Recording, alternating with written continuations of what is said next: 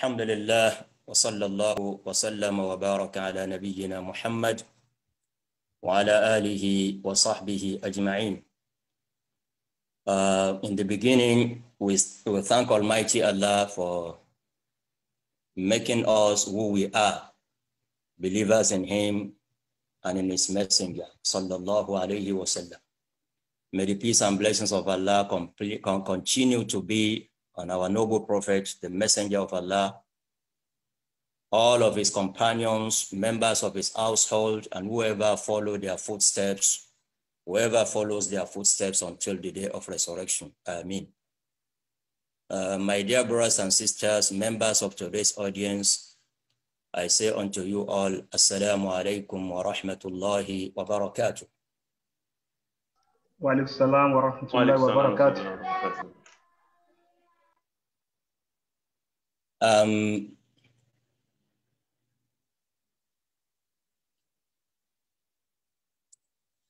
Let me begin by saying this.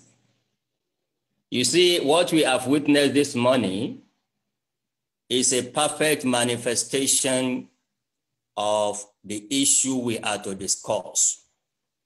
Those who invented cryptocurrency, they are actually trying to run away from being regulated. And what we have just seen this morning is an offshoot of over-regulation of today's lecture.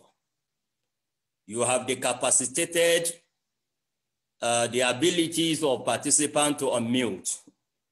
You have decapacitated their ability to even start their own video.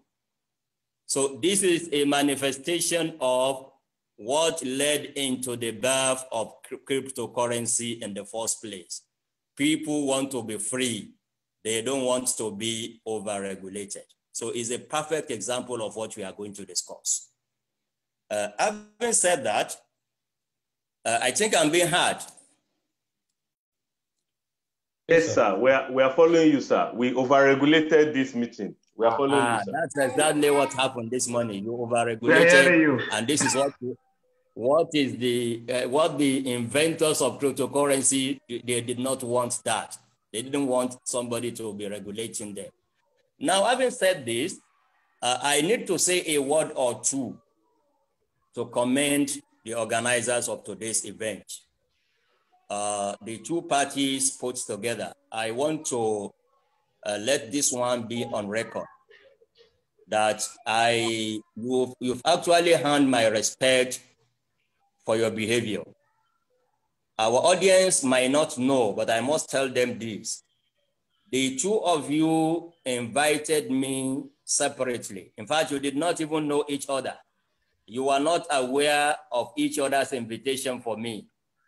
But when I received your invitations and I saw that it is the same theme, the same topic that both of you wanted me to come and discuss, then I told you, go and collaborate, go and cooperate with one another and organize an event that will be beneficial to the Ummah. And this is exactly what you have done. I must say this because I want to see more and more people in the Muslim Ummah having the same mentality. It doesn't matter who does what. What matters to us is what result are we getting. And I pray to Almighty Allah that He will reward you handsomely and abundantly, the two parties, for what you have done. And I want you to keep doing the same thing. Cooperate with one another, collaborate with one another. What matters is getting the result. It doesn't matter whether it is party A that organizes the lecture or party B that organizes the program. But if we can have collaboration and cooperation that will give us a better result, I think we are far, far better off as a Muslim Ummah.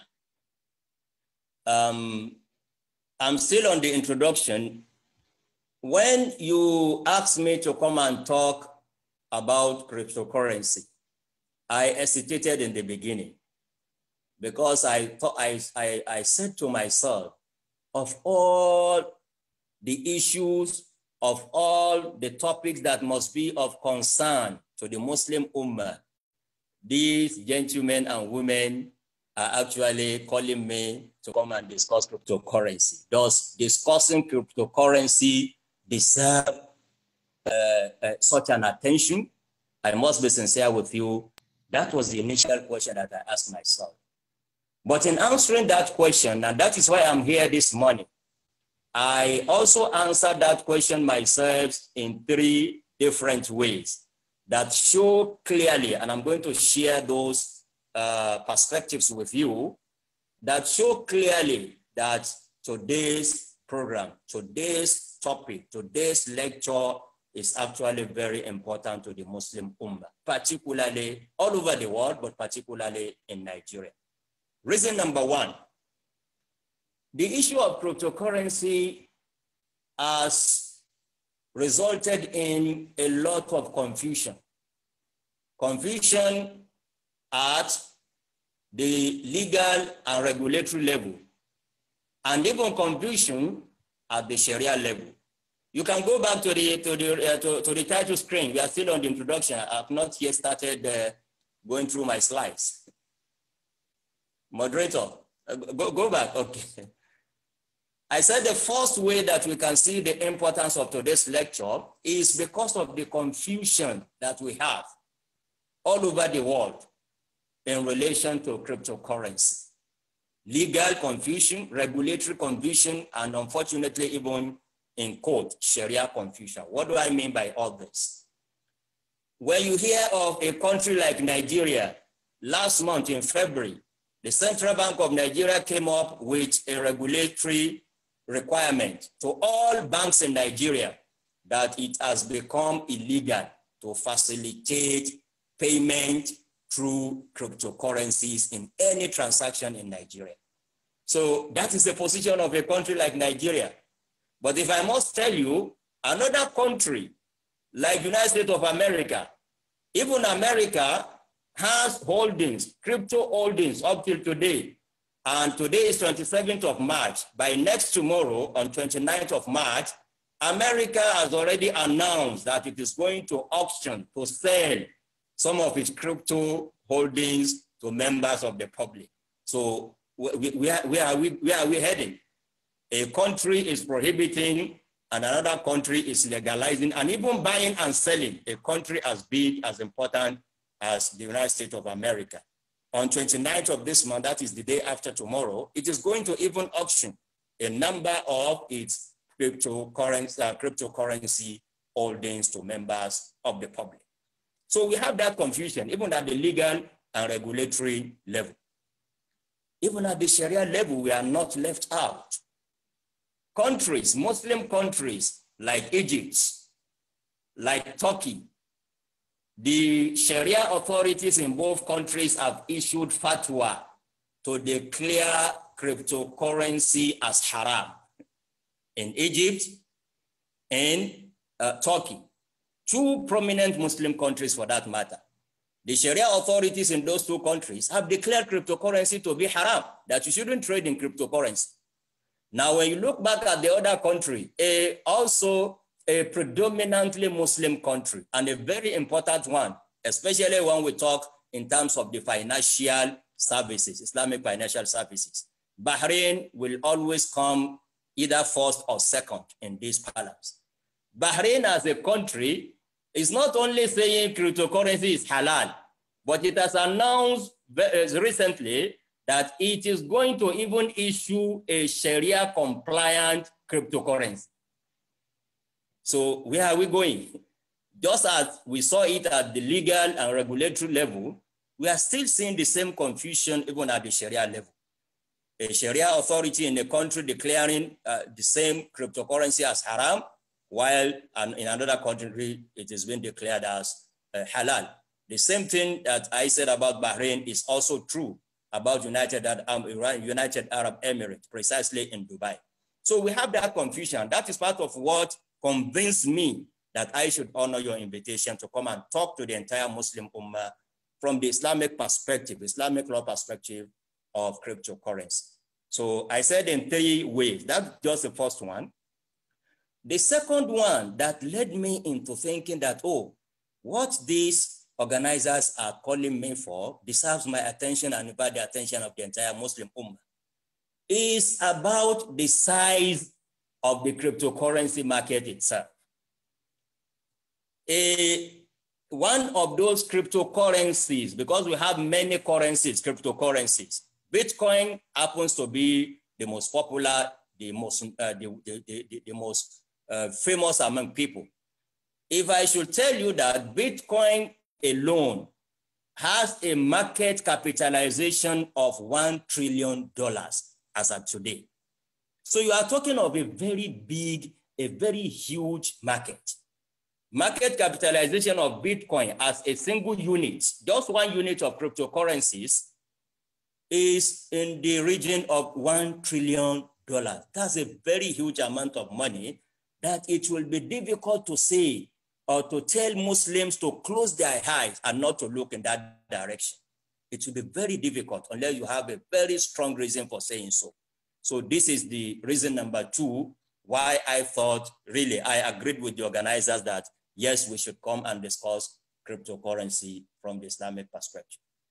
The third and final reason why I agreed to be here this morning is because we are talking from Nigeria. I know we have participants from all over the world, but the organizers are based in Nigeria, and I want to believe that majority or perhaps a large percentage of our audience today will be from Nigeria. Cryptocurrency in Nigeria is of a very special importance. Today, Nigeria is not just the largest economy in Africa. It is also the house for the biggest market of cryptocurrency in Africa. The biggest cryptocurrency market on the continent of Africa is here in Nigeria. Not only that, in fact, globally, in year 2020, when a study was carried out to look at the trading volumes of cryptocurrencies in the world, Nigeria actually ranked third in the world. Ranked third in the world. Just coming only after United States of America and Russia, Nigeria was placed number 3 in the whole world. It means cryptocurrency is very, very significant to us in Nigeria. We have the biggest market on the continent, and we are even ranking number 3 in the world in terms of trading and investment in the cryptocurrency market.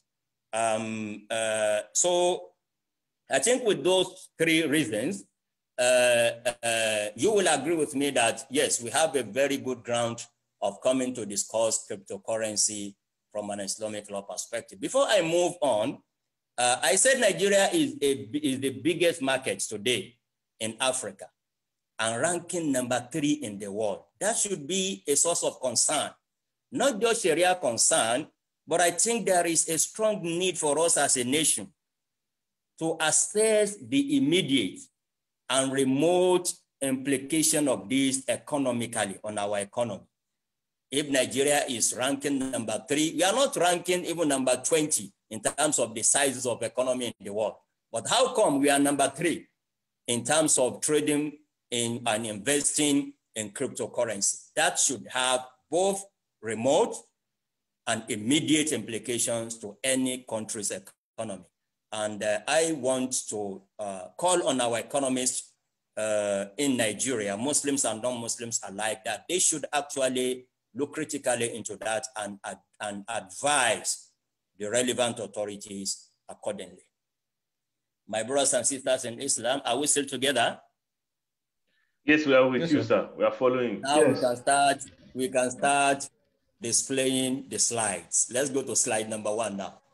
So that was just an introductory message that I have for you. Now we can start sharing the screen, sharing the slide with my audience. When we are talking of cryptocurrency, no doubt we are talking about money. And that is what will take me into looking at the historical development of money. How did we come to this stage of having money? You know, in the beginning, in the primitive era, there was no money. But what people use to transact businesses among themselves is what is known as trade by barter. You have a commodity and you need another commodity. You bring your commodity to market to exchange with the commodity that you are actually looking for. But that could not sustain a high volume of business or commercial transactions. So that was the reason why there was invention in the first place of money, that we need money as a medium of exchange, not always bringing commodities to market to exchange by way of trade by barter. So in the beginning, what humanity discovered was commodity money. Commodity money as in gold and silver. Gold and silver were used even at the beginning of the Islamic era. During the time of the Prophet ﷺ, the currencies were based on gold and silver.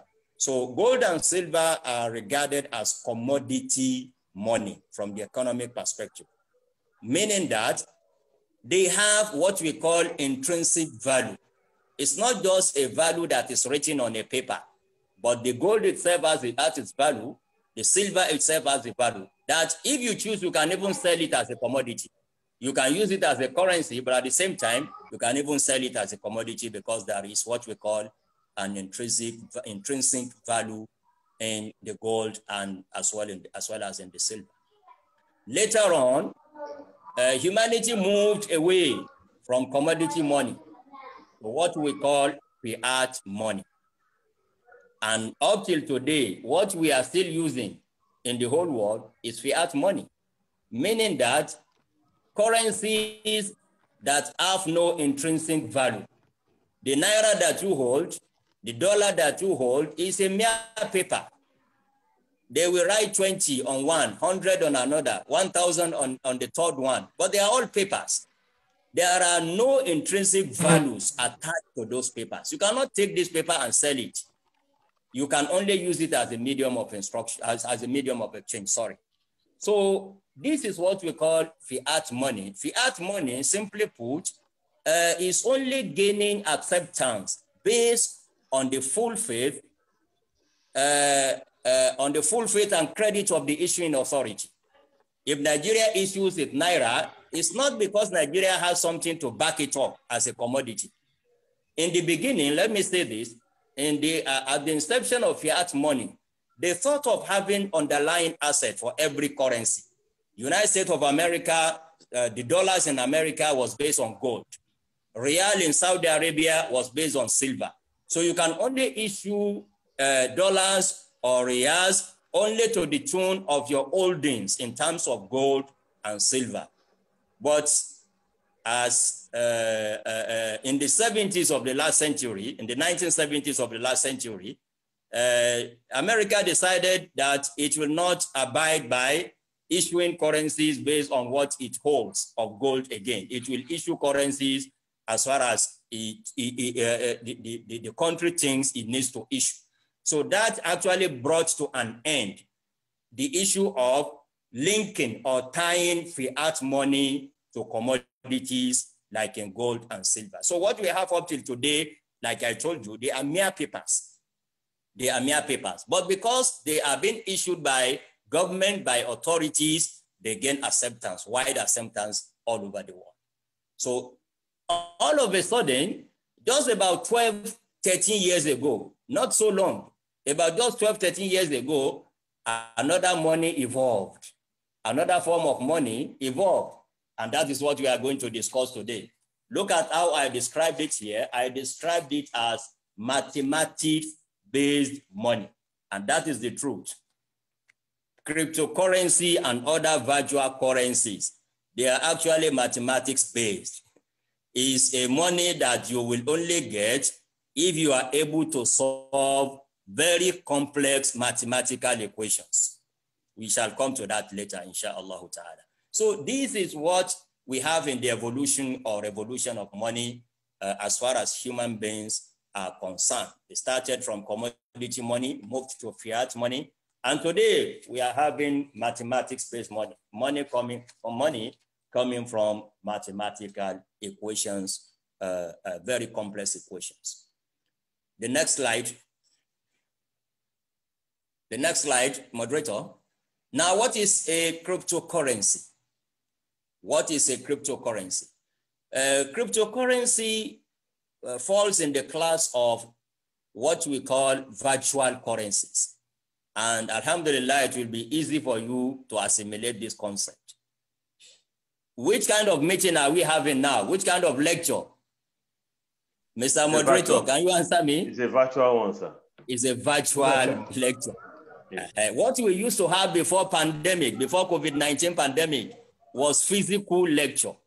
Before you can have me talk to you this way, you must have invited me to come to either Ibadan or Lagos. Yes. Or anywhere in the world. So that is physical. Or we come and meet you in Ilorin.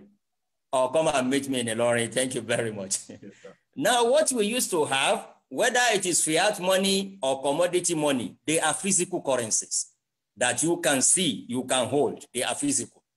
But this cryptocurrency, it's nowhere to be found. You can never hold it. You can never see it. You can only see picture as a symbol for it. But it is actually a virtual currency. I want us to take note of that one. As different from physical currencies that you have been having, cryptocurrency is a virtual currency. So we need to know what is the definition of a virtual currency. And I've chosen to quote here the definition as given by the European Banking Authority. That's a very reliable source. EBA, European Banking Authority, defined virtual currency as a digital representation of value that is neither issued by a central bank or a public authority, nor necessarily attached to a fiat currency, but is accepted by natural or legal persons as a means of payment and can be transferred, stored, or traded electronically. So that was the definition of a virtual currency as given by the European Banking Authority precisely in 2014. But in 2016, another European institution, a very strong one in the financial sector too, the European Central Bank had a slightly different opinion from what European Banking Authority gave at the definition of a virtual currency. Look at what the European Central Bank had to say in 2016. Given that virtual currencies are not in fact currencies. Virtual currencies, according to the ECB, the European Central Bank, they are not currencies. And this should be underlined because this is part of what will form the basis, the Sharia basis of our judgment on whether to trade in or not to trade in cryptocurrency. So this is coming from the European Central Bank that they are not currencies. It will be more accurate to regard them as a means of exchange rather than as a means of payment. ECB does not agree with European Banking Authority. It does not agree with it in the sense that while European Banking Authority describes virtual currency, cryptocurrency, and the rest as a means of exchange, he said it's preferable to be referred to as just a means of payment. What does that imply? The implication of this one is both political and legal. What ECB is saying in commenting on the definition given by EBA has no practical implication, economic implication. It's just a legal or political matter. Why? Look at what ECB said. Can we go to the next slide? Because I don't want us to take it at the back of our mind. That, oh, even European Central Bank is saying cryptocurrency is not a currency. It's actually a political statement. It has a legal connotation. Why? Look at what they say. What that ECB says further. It says, from the perspective of the Union, the European Union, it says, according to the treaties and the provisions of Council Regulation EC number 974/98, the euro is the single currency of the Union's economic and monetary union. So actually, like I told you, this is just a mere political statement, but it has its own legal connotation. What ECB is drawing EBA's attention to is that for you to call any other currency, be it cryptocurrency or any other one, for you to qualify it as a means of exchange, as a currency, you need to change the law. You need to change the European Union's law, because according to the extant law of the European Union, the euro is the single currency recognized in the Union. So I want you to please note that when European Central Bank says cryptocurrency or virtual currency, it's not a currency. It doesn't have any commercial, any economic, and even any Sharia implication, but it does have significant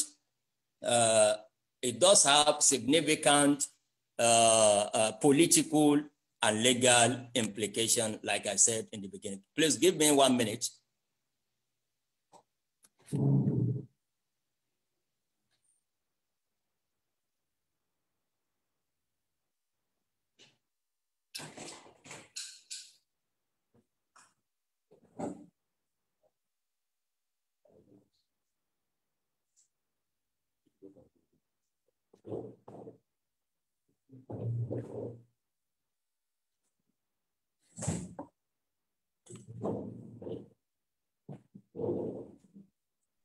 So we're just going to give Prof about 1 minute. Okay, Prof is back. Yes. Alhamdulillah. Sorry, because I'm in the house, so the children needed my attention, so I had to pause and give them the required attention. I'm sorry for that. Okay.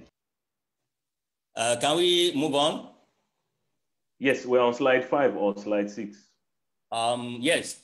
So that is just about that, for us to note the legal, the political connotation of what the ECB is actually saying. Now, simply put, let's now go to a very simple, not complex definition. You would like to know what is actually cryptocurrency that we want to discuss. Cryptocurrency, simply put, cryptocurrencies are digital or virtual currencies that are encrypted or secured using cryptography. Cryptography is the technology, which simply means computerized encoding and decoding of information. This is what cryptocurrency is all about. They are all about codes that need somebody to encode and another one to decode. So that is why, you know, the name is even coming from that technology. The technology is called cryptography, and what emanates from it is called cryptocurrency. So simply put, cryptocurrency is a digital or a virtual currency that is encrypted using cryptography, and it can be stored, it can be created, it can even be traded electronically. So I think with this, we must have had adequate insight about what exactly is cryptocurrency before we move to the next level of our discussion. Now, at this point, I need to mention a very important thing. When you mention cryptocurrency to an average person today, his or her mind goes to what? Goes to Bitcoin. Isn't it true, Mr. Moderator? Yes, sir. It's Bitcoin that comes to mind first. Yes, if you mention cryptocurrency to an average man or woman anywhere in the world, the mind goes to Bitcoin. But I must tell you, we have hundreds, not tens, hundreds of cryptocurrencies in the world. We have them in hundreds. But why is Bitcoin so popular? Yet it deserves it, because Bitcoin was the first cryptocurrency in the world. The first cryptocurrency to be invented in the world is Bitcoin. And in fact, as I call it in this slide, I even refer to Bitcoin as the king of all cryptocurrencies. From any angle that you look at it. You see, I told you earlier on that the market capitalization of Bitcoin is $1 trillion today. the closest one of all other cryptocurrencies, I think is Ethereum, will be just in the range of very, very far from this figure, very far from this figure. Okay, for example, as I checked a few days ago, the current price a few days ago of one Bitcoin was 55,000 US dollars. Imagine 55,000 US dollars. The next closest one to it in terms of wealth is Ethereum, and it only costs just about less than $2,000. You can see the huge difference, less than $2,000 to $55,000.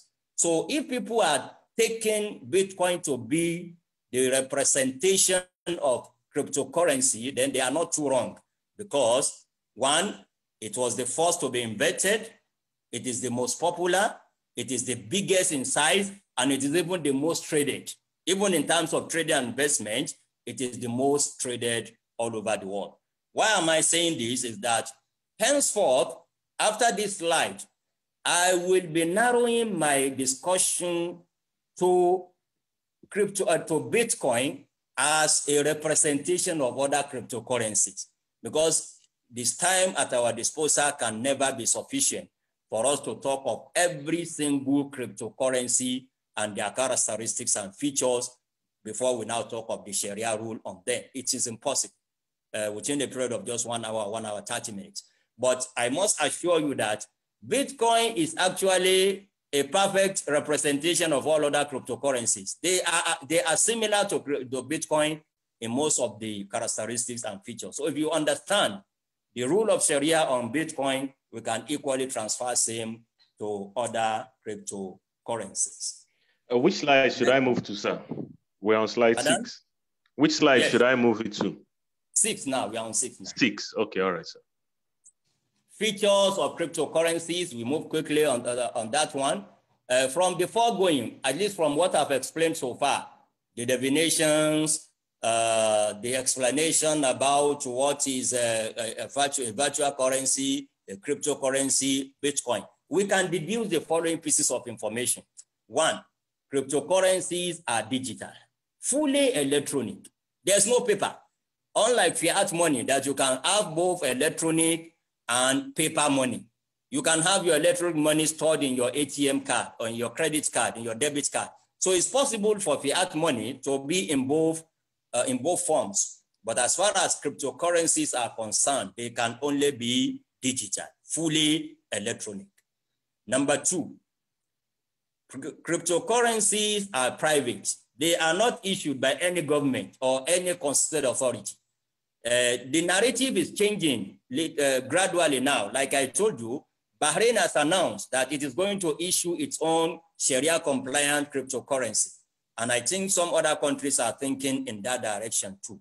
But as far as we know, up till today, of all these cryptocurrencies that are in hundreds, none of them is issued, or most of them are not issued by government, especially, like I told you, we shall be focusing on Bitcoin. Bitcoin has no any authority behind it, no government, no constituted authority behind the creation and the invention and even the trading or investment in Bitcoin as the most important cryptocurrency. Characteristic number 3, no intrinsic value. We've said that one. Commodity money has intrinsic value. Fiat money is similar to cryptocurrency in the sense that the two of them have no intrinsic value. Feature number, is it 4 or 5 now? 1, 2, 3, 4, 5. Yes, number 5.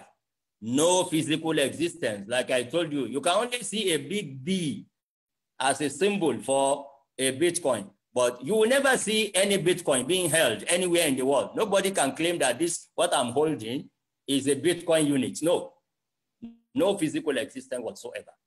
And feature number 6, which is very, very important, and it will be part of what we shall consider to arrive at the Sharia ruling on cryptocurrency, the anonymity in cryptocurrency. You see, it is possible to send, receive, cryptocurrencies without giving any personally identifying information. You can hide your identity. You sell and buy in millions, in billions, and nobody will know who you are. Whether you are a responsible member of the society or even whether you are a criminal in the society. The cryptocurrency world gives you that liberty of hiding your identity. And this is one of the very important features or characteristics of cryptocurrencies. The next slide, slide number 7. The types of cryptocurrency, we won't waste time on that one. Principally, there are two types. There is what we call altcoins. Altcoins means alternative coins to Bitcoin. Like I told you, Bitcoin was the first to be invented. But other people, other engineers benefited from the same mechanism, from the same protocol used by the inventor of Bitcoin to also come up with something that can serve as alternatives to, Bitcoin. And those ones are known as altcoins. The other type of cryptocurrencies is what we call tokens. Tokens, unlike, we can, let's go to the next slide so that I can give you examples of the two to make it clear. Are we on that slide, slide number 8? Yes, we're on slide number 8. Yes, I've already explained the first line. They are mere alternatives to Bitcoin. That is the meaning of altcoins, alternative coins. Some examples of the altcoins in circulation today are, we have Namecoin, we have Peercoin, we have Litecoin, and the rest of them. You see, all these altcoins, they are based on the same protocol, the same protocol of Bitcoin. But we have beginning to see other altcoins, alternative coins to Bitcoin also using the different protocol. And the examples of these ones, this one include, I've given examples here. Yes, the Ethereum that I said earlier on is a good example of that one. It's an altcoin, but not using the same protocol as Bitcoin protocol. We have Ripple, we have Omni, we have BitShares, we have Neo, we have Waves, and we have Counterparty. All these are examples of altcoins not using the Bitcoin protocols. The next slide, let's talk about tokens, the second major division, major type of cryptocurrencies. Simply put, tokens are just representation of an asset. It can even represent another cryptocurrency. It can even represent a fiat money. It can represent anything. It's a mere representation of any particular asset or utilities. And the most important thing I will want you to note here on this page, please, let's go to the last point on that page. It's what is important here to us, is that the majority of coins in existence today are actually tokens. They are not coins. They are not altcoins. They are not coins. Majority of what we have in circulation today that I said they are in hundreds, more than 80% of them are mere representations of another asset. Those assets, yes, can even be other cryptocurrencies. So what we have in circulation today, more than 80% are actually tokens, but not coins. But they qualified as well to be called cryptocurrencies. The next slide. The next slide. We are moving gradually because you see in Sharia, Mr. Moderator. Yes, sir. We cannot just begin to say this is what Sharia says unless we have a perfect or near perfect understanding of the substance. So please understand what I'm doing. I'm still going to talk extensively about the Sharia ruling, the Sharia perspective. But we don't do that in Sharia. We must have understood clearly enough an issue before we pronounce on whether it is halal or haram. But we are almost moving, we are almost there. We are very close to where we shall begin to talk about Sharia. But these are also very, very important. Without our understanding of all this, what I will tell you of Sharia issue will just be like something that is a code that you will need to decode. And I don't want that one to happen to this lecture. Understood. Now, pardon? Understood. Well understood. Historical development. This is very, very important. I told you in the introductory part that we have had commodity money for centuries. We have also had fiat money, if not for century, but close to at least half of a century now, especially fiat money that have no intrinsic value, beginning from the 70s of the last century. But do you know that the entire age, lifespan, the entire age of cryptocurrencies that all of the world are just talking about, all over the world, people are just talking about, is not even up to 15 years. Not even up to 15 years. And this is the historical development. It was in 2008 that Bitcoin as the first cryptocurrency was invented. It was in 2008, and it was invented by an unknown person. Please underline that one. This is also part of what we shall consider to know the Sharia stand, the Sharia position on cryptocurrency. We don't even know up till today the true identity of the creator or inventor of cryptocurrency.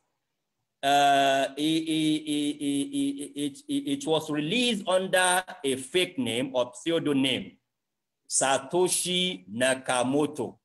But with all the technology, with all the advancement in the world of looking at people's identity, no country in the world has been able to know who exactly was this Satoshi Nakamoto up till today. So he was the inventor.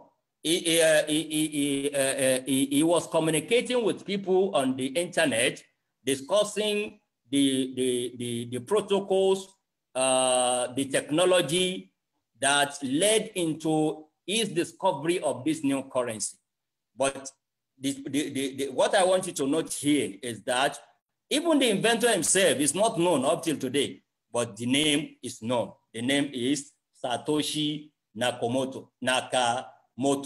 In fact, some people believe that Satoshi Nakamoto may not be the name of a single individual. It may be a name of a group of people, but that is apart. Let's move on. It was invented in 2008. That's how many years ago, Mr. Moderator? I said less than 15, but let's be precise. Today, this 2021, 2008 to 2021. That's 13 years. That's just how many years? 13 years. 13 years. Yes, precisely 13 years, yes. So 13 years ago. The invention came in 2008, but the technology was not released until 2009. It began the invention in 2008, but released to the public first in 2009 as an open source software. The next stage of development in cryptocurrency is when was the first cryptocurrency successively transferred from somebody to another. You know, Satoshi Nakamoto invented it, released it as a software, but at a particular point, when did we begin to see that a Bitcoin moves from one person to another? That also happened in 2009. The first ever Bitcoin was transferred from Nakamoto himself to another engineer. That one is known, it's now late. Hal Finney, a citizen of the United States of America, is now late, was the first person to receive that digital currency on the internet successively from Satoshi Nakamoto in 2009. But the biggest development in cryptocurrency and in Bitcoin precisely happened in 2010. You know, when they were still transferring, Nakamoto transferring Bitcoin to Hal Finney, there was no commercial transaction. Nothing was bought, nothing was sold. But in 2010, through the same technology, using the same blockchain technology that was invented by Nakamoto, another man with the name Laszlo Anyech, I don't know whether it is correctly pronounced, it's not an English nor Arabic name. Those are the two languages that I'm familiar with, but it's on the screen. Laszlo Anyech bought 2 pizzas in 2010 and he paid 10,000 Bitcoin. 10,000 Bitcoin for those 2 pizzas.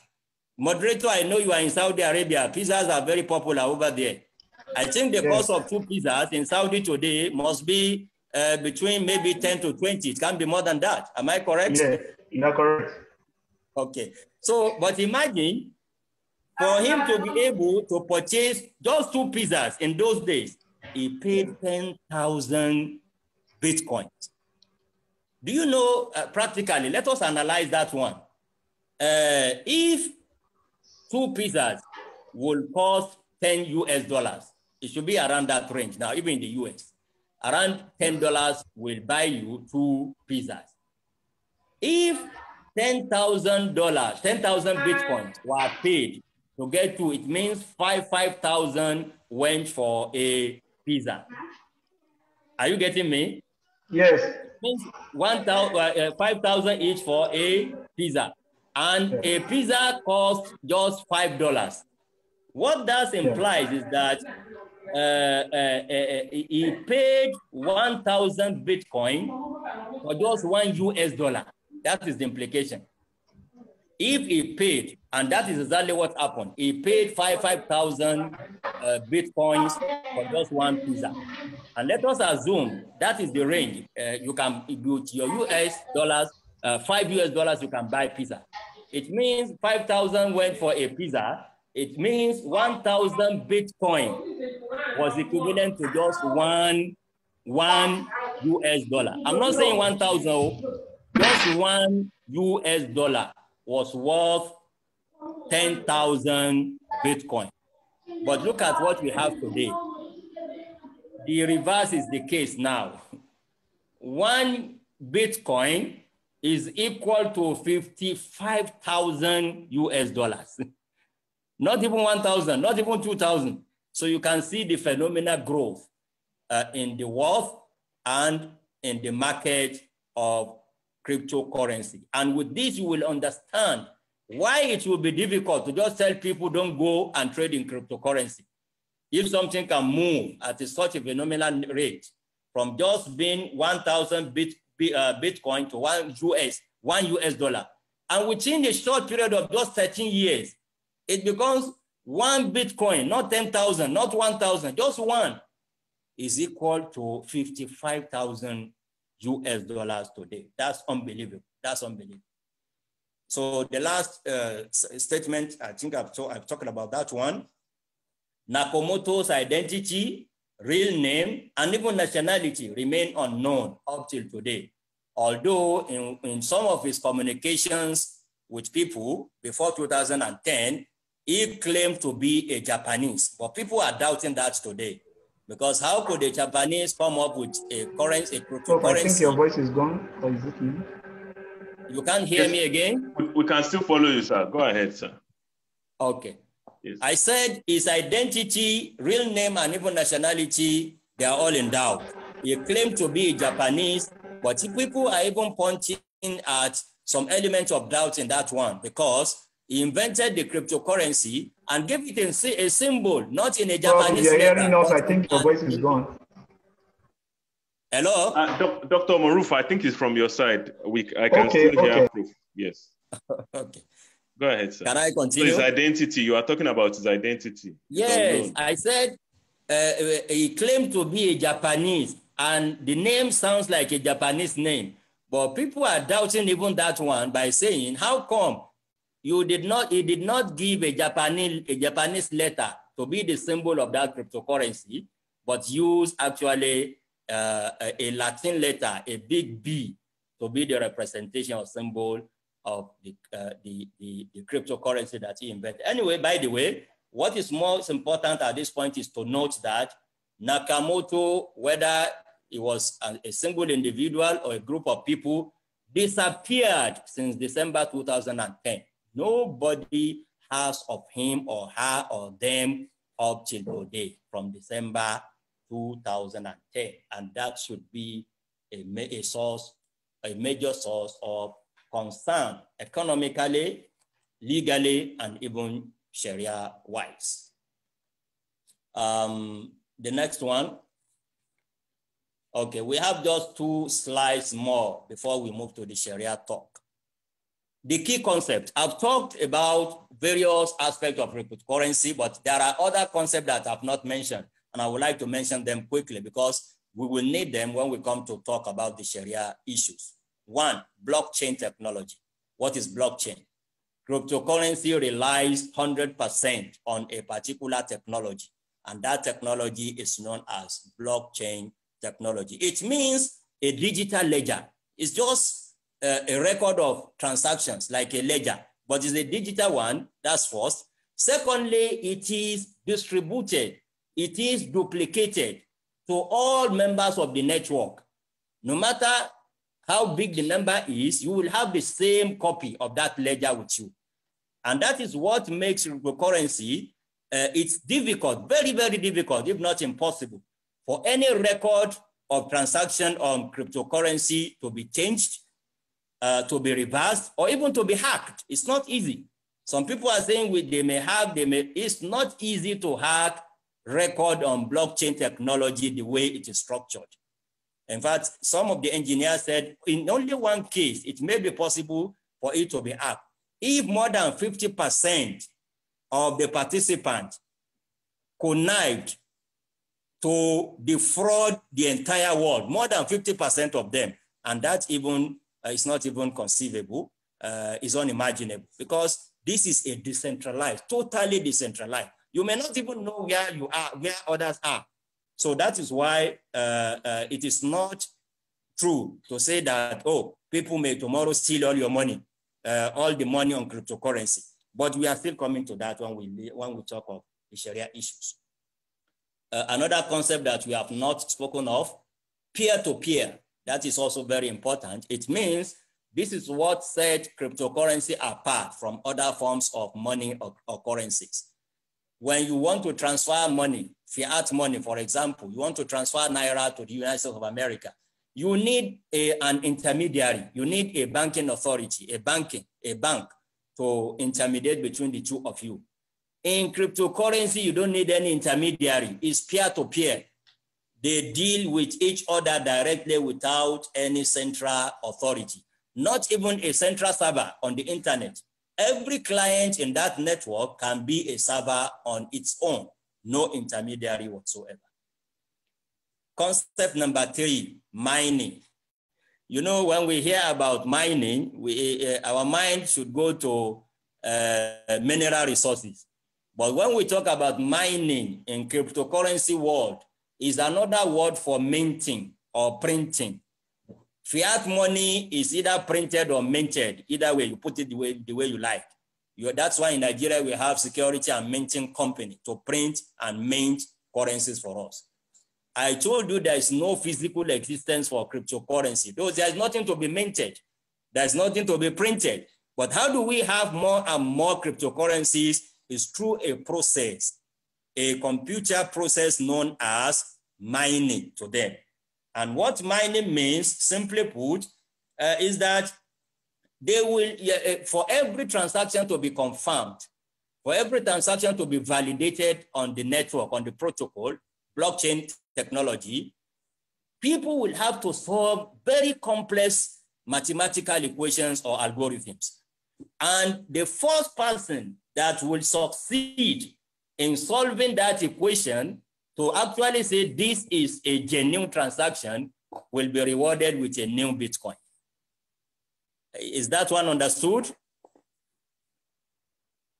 It's not. It's okay. Let me come again.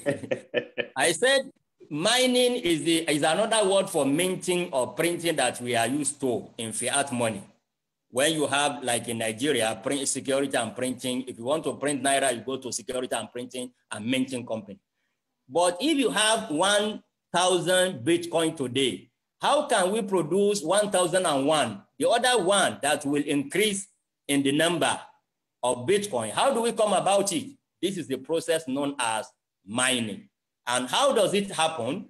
When we have a new transaction in the blockchain technology, there is a need for all of us, they call it consensus mechanism, all of us on that network, we must have the same ledger. That is why it is called distributed and duplicated digital ledger. Now, I will be working towards confirming it, validating it, authenticating it. You will be working. All of us in the entire world, in that network, if you are in that network, then whoever solves that equation first, because authenticating and validating transactions in the blockchain technology simply means you must be able to solve very complex mathematical equations. So if you are the first to be able to solve that equation, to bring a solution to that complex problem mathematically, then you have a reward. And that reward is that a new Bitcoin will be created. A new Bitcoin will be created. That is the meaning of mining.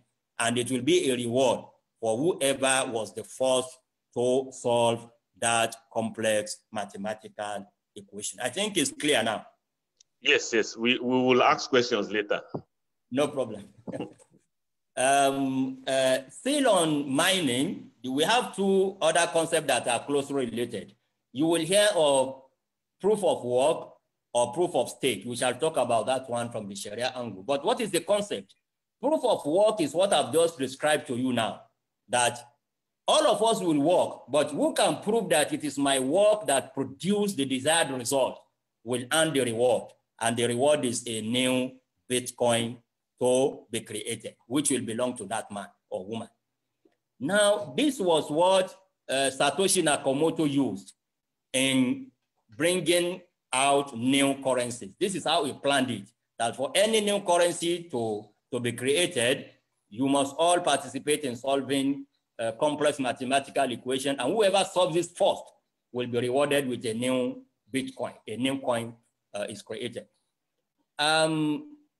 But they discovered that this proof of work mechanism is actually good, but it has its own deficiencies too. One of its deficiencies is that it's relatively slow. It's relatively slow. The time that it takes for those on the network to have a solution to the mathematical problem, it takes a lot of time. That is one. It consumes a very high amount of electricity. That's it. Proof of work, one of its major challenges is in the amount of electricity that it consumes. You know, it is not ordinary computer that can solve these equations. Let me say that clearly. It must be very powerful and specially made computers that can do that today. And they consume very high amount of electricity. In fact, let me put it in a figure. In a study that I read, it was estimated that for a single proof of work transaction to be successful in mining process in cryptocurrency, the amount of electricity that will be needed, that will be consumed, is enough to power more than 31 households for a full day, 24 hours. Where? In the United States of America. What will be sufficient to power a household, not just one, more than 31 households in US for that matter, where they have 24 hours electricity. It means when we come to other countries like in Africa, it may power hundreds of houses. So all these electricity will be used in just one single transaction if we are to continue to use proof of work as a process of mining. And that is what led into another invention known as proof of stake. In proof of stake, you consume less electricity. It is also faster than proof of work. But the problem here, and that is what brings the Sharia issue in relation to this one, is that proof of stake, you must take money. You must have a stake. And it depends on the amount of money that you stake. The higher the amount of money that you stake, the bigger your chances of being the one that is going to be rewarded for mining a new Bitcoin or a new cryptocurrency. So that is just about that one. I've explained all this one. Their consensus mechanism, proof of stake is faster and consumes less electricity. That is the beauty of proof of stake as against the initial proof of work that was introduced and invented by Satoshi Nakamoto. The last one, the last concept that I must also speak about before we move proper to the Sharia issues is the issue of double spending. The issue of double spending. For many years, double spending was a nagging problem in digital currency generally, digital or virtual currencies. A major problem with it originally is what we call double spending. You know, when you are dealing with fiat money, you have your 1,000 Naira note or your $100 US dollar note. The moment you spend it, you know, it moves from you to maybe the buyer or the seller, sorry. When you buy something using your note, 100 US dollar note, you will have to transfer that note to another man. And for that reason, it becomes impossible for you to spend the same note again. You cannot spend it twice. Are you with me? Yes, we are with you, sir. So we cannot. So it's not possible in fiat money to have double spending, but that is very, very possible in digital space, in virtual currencies. If you are fraudulent, you can devise a way of spending one single coin several times. One single coin you spend, because it's all digital. It's all, you know what's called digital is all in numbers, all in figures. There's nothing concrete that you can hold, that you can transfer. So it was a nagging problem, like I said, until when, again, Satoshi Nakamoto, I want to be sure I'm not mispronouncing the name, Satoshi Nakamoto, yes. Satoshi Nakamoto was the man or the group of men that brought for us the solution to double spending. With blockchain technology introduced by Nakamoto, it becomes impossible for anyone to spend a single coin more than once. Because blockchain technology, like I told you, is a digital ledger, is distributed, is duplicated, is decentralized. Everybody will have access to it to know that you have spent this and you can never respend it again. So this is part of the beauties, part of the great inventions introduced by Nakamoto. He solved a very serious problem in the digital currency world, and that is the problem of double spending. On this note, we will move to the Sharia issues. The next slide. And I must ask, how many minutes do we have left? Prof, sir, we plan to end it before Zuhr at most, plus question and answer. Okay. So now we are but I'm having a meeting immediately after Zuhr too, so it cannot be extended. It cannot be extended beyond. So let's see what we can do. But here, this is the point we want to conclude on. Yes. And this is the most important aspect of our lecture today, yes, is to tell you, or is to tell the audience what is the Sharia, what are the Sharia issues in cryptocurrencies. I have classified those issues into three major areas. One, Sharia issues in trading and investment in cryptocurrencies. Two, Sharia issues in mining that I've just explained to you. You can see why I had to explain all those concepts, because we shall be talking about the Sharia issues relating to them. Alhamdulillah, we have understood mining and the process of mining and the protocols of mining. So it's be easy for us to understand the Sharia ruling in relation to all that. Then number three major area is using cryptocurrency as a means of payment in a payment system. You are not trading in cryptocurrency. You are not buying or selling cryptocurrency, but a company or an institution says, I will only take cryptocurrencies. It's happening in the world today. Some people are selling tickets. Some people are, even school fees. A university may decide that henceforth, I'm not going to take but only cryptocurrencies. What is the Sharia ruling in relation to that one? So those are the three major areas that I have divided the Sharia issues in cryptocurrencies too. May Allah be with us. So let's begin with the first one, which is the most important one. I know majority of my audience today, this is your major area of concern, trading and investment in cryptocurrencies. In fact, I don't think there are Nigerians who are involved in mining, but I want Nigerians, if it is halal, why can't you go into mining too? You know, when you mine successively, look at the implication. With every successful mining process, you gain a Bitcoin in Bitcoin world. A Bitcoin today is an equivalent of 55,000 US dollars. Do you know what that translates to in Naira? More than 26 million Naira.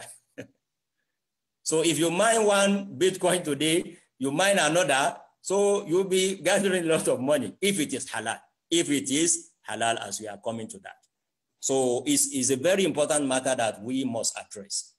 Now let's begin with trading and investment in cryptocurrencies. We have in the world today two juristic opinions. Opinions of scholars are divided on whether it is halal or haram to trade in or to invest in cryptocurrencies, meaning that to buy cryptocurrency today and sell the next day or the next hour or the next minute. This is what we mean by trading and investment in cryptocurrency. And this is what majority of people in the world trading in cryptocurrency in the world, this is what they do.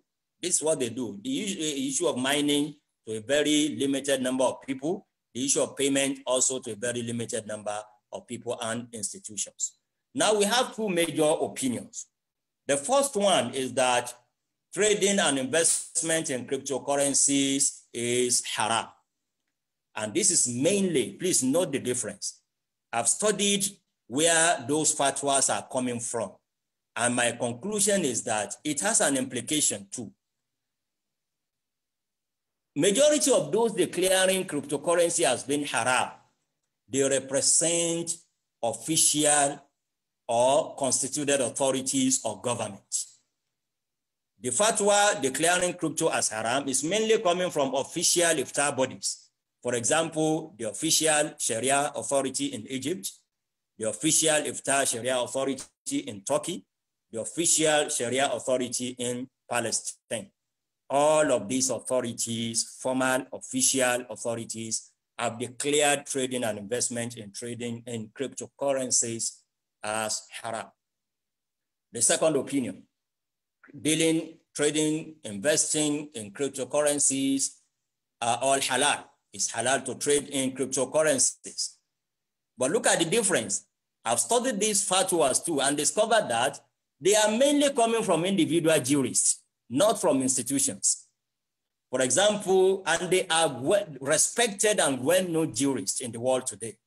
For example, we have our teacher, Professor Ali Al-Gharri from Saudi Arabia.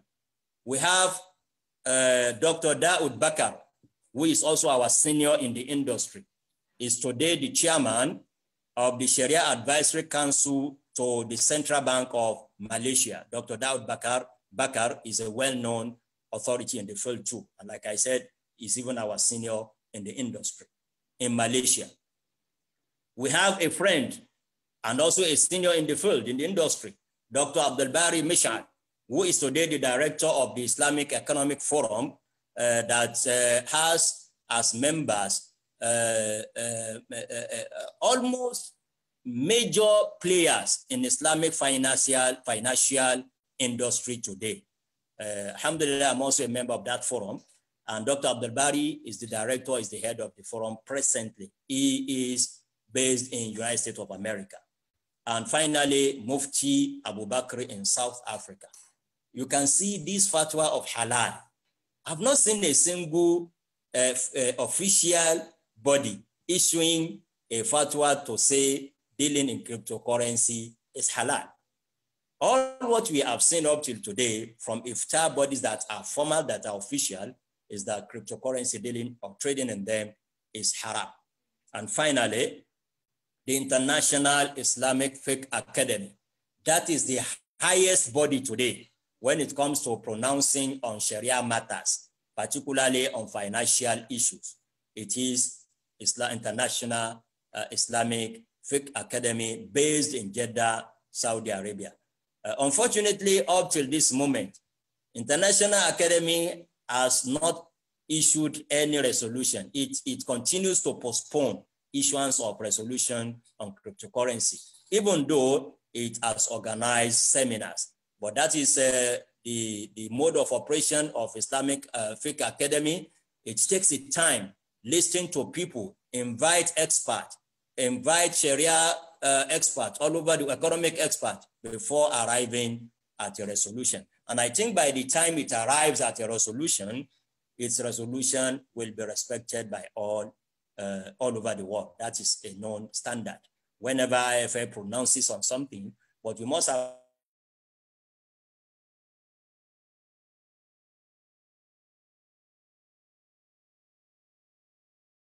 why it must take its time issue any resolution to that effect.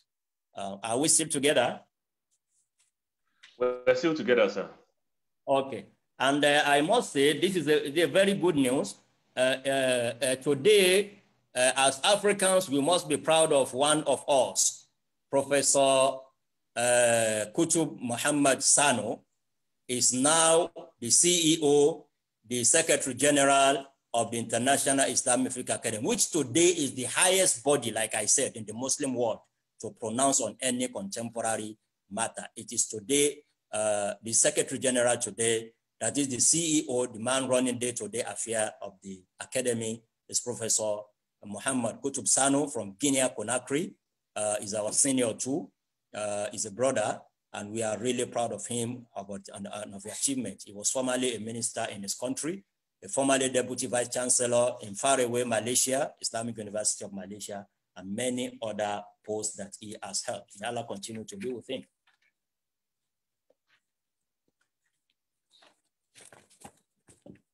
So let's begin the analysis now. Don't forget, I said I've categorized them into three. The first one is trading. The second one is mining. And the third one is using cryptocurrency as a means of payment. Now let's to the first one. Trading in cryptos is halal. This is the first view. Trading in cryptos is halal. Why? That is the question. This view is actually based on two different approaches. Even those who are declaring it to be halal, like I told you, mainly individual respected jurists in different parts of the world. But I've discovered that they have different approaches to this issue. One, some of them are saying cryptocurrencies are halal because they are currencies, Closely related to this is those who do not want to call cryptocurrencies, they don't want to call them currencies, but they prefer to use the word means of exchange. They said it's only when cryptocurrency is recognized by a government, like in the United States of America, like in Dubai and UAE, for example, then it becomes a currency.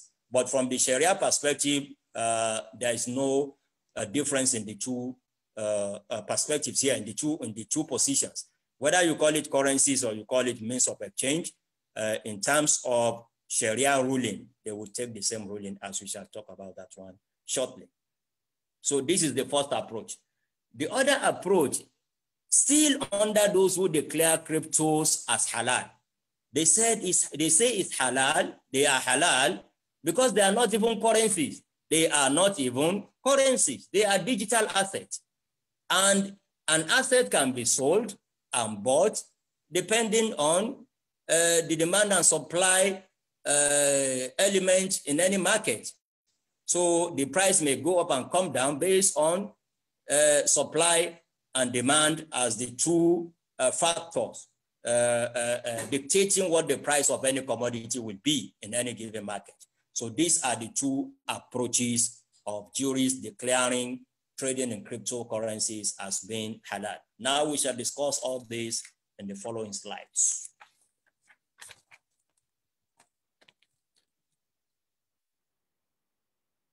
Cryptos are currencies. The next slide.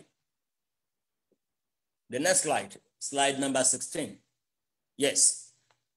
Those who say cryptos are currencies and they are therefore halal, because just as you can exchange your dollar with naira or your dollar with real or your dollar with pound sterling, you can equally exchange your cryptocurrency, your Bitcoin with Ethereum, with Ripple, with any other coin for that matter. Why? They said, one, this is their justification. Because they said we look at cryptocurrencies, the features, the characteristics of cryptocurrencies, and we have concluded, we have come to a conclusion that they all have all features, all characteristics of a currency in Islam. What are the characteristics? What are the features of a currency? A currency must be a medium of exchange. A currency must be a unit of account, and a currency must be a store of value. They said all these three are available in Bitcoin and other cryptocurrencies. They are therefore currencies, and trading in them will take the same rule as trading in dollars, in real, in naira, and the rest of them, because they have all features, all elements and characteristics of a currency. Now, following that directly, flowing from that immediately is that the rule of exchange must therefore apply. If we say they are currencies, we have rules of currency exchange in Sharia, which we call a sarf. What are those rules? They are principally two rules that govern trading in foreign exchange, in exchanging a particular currency with another.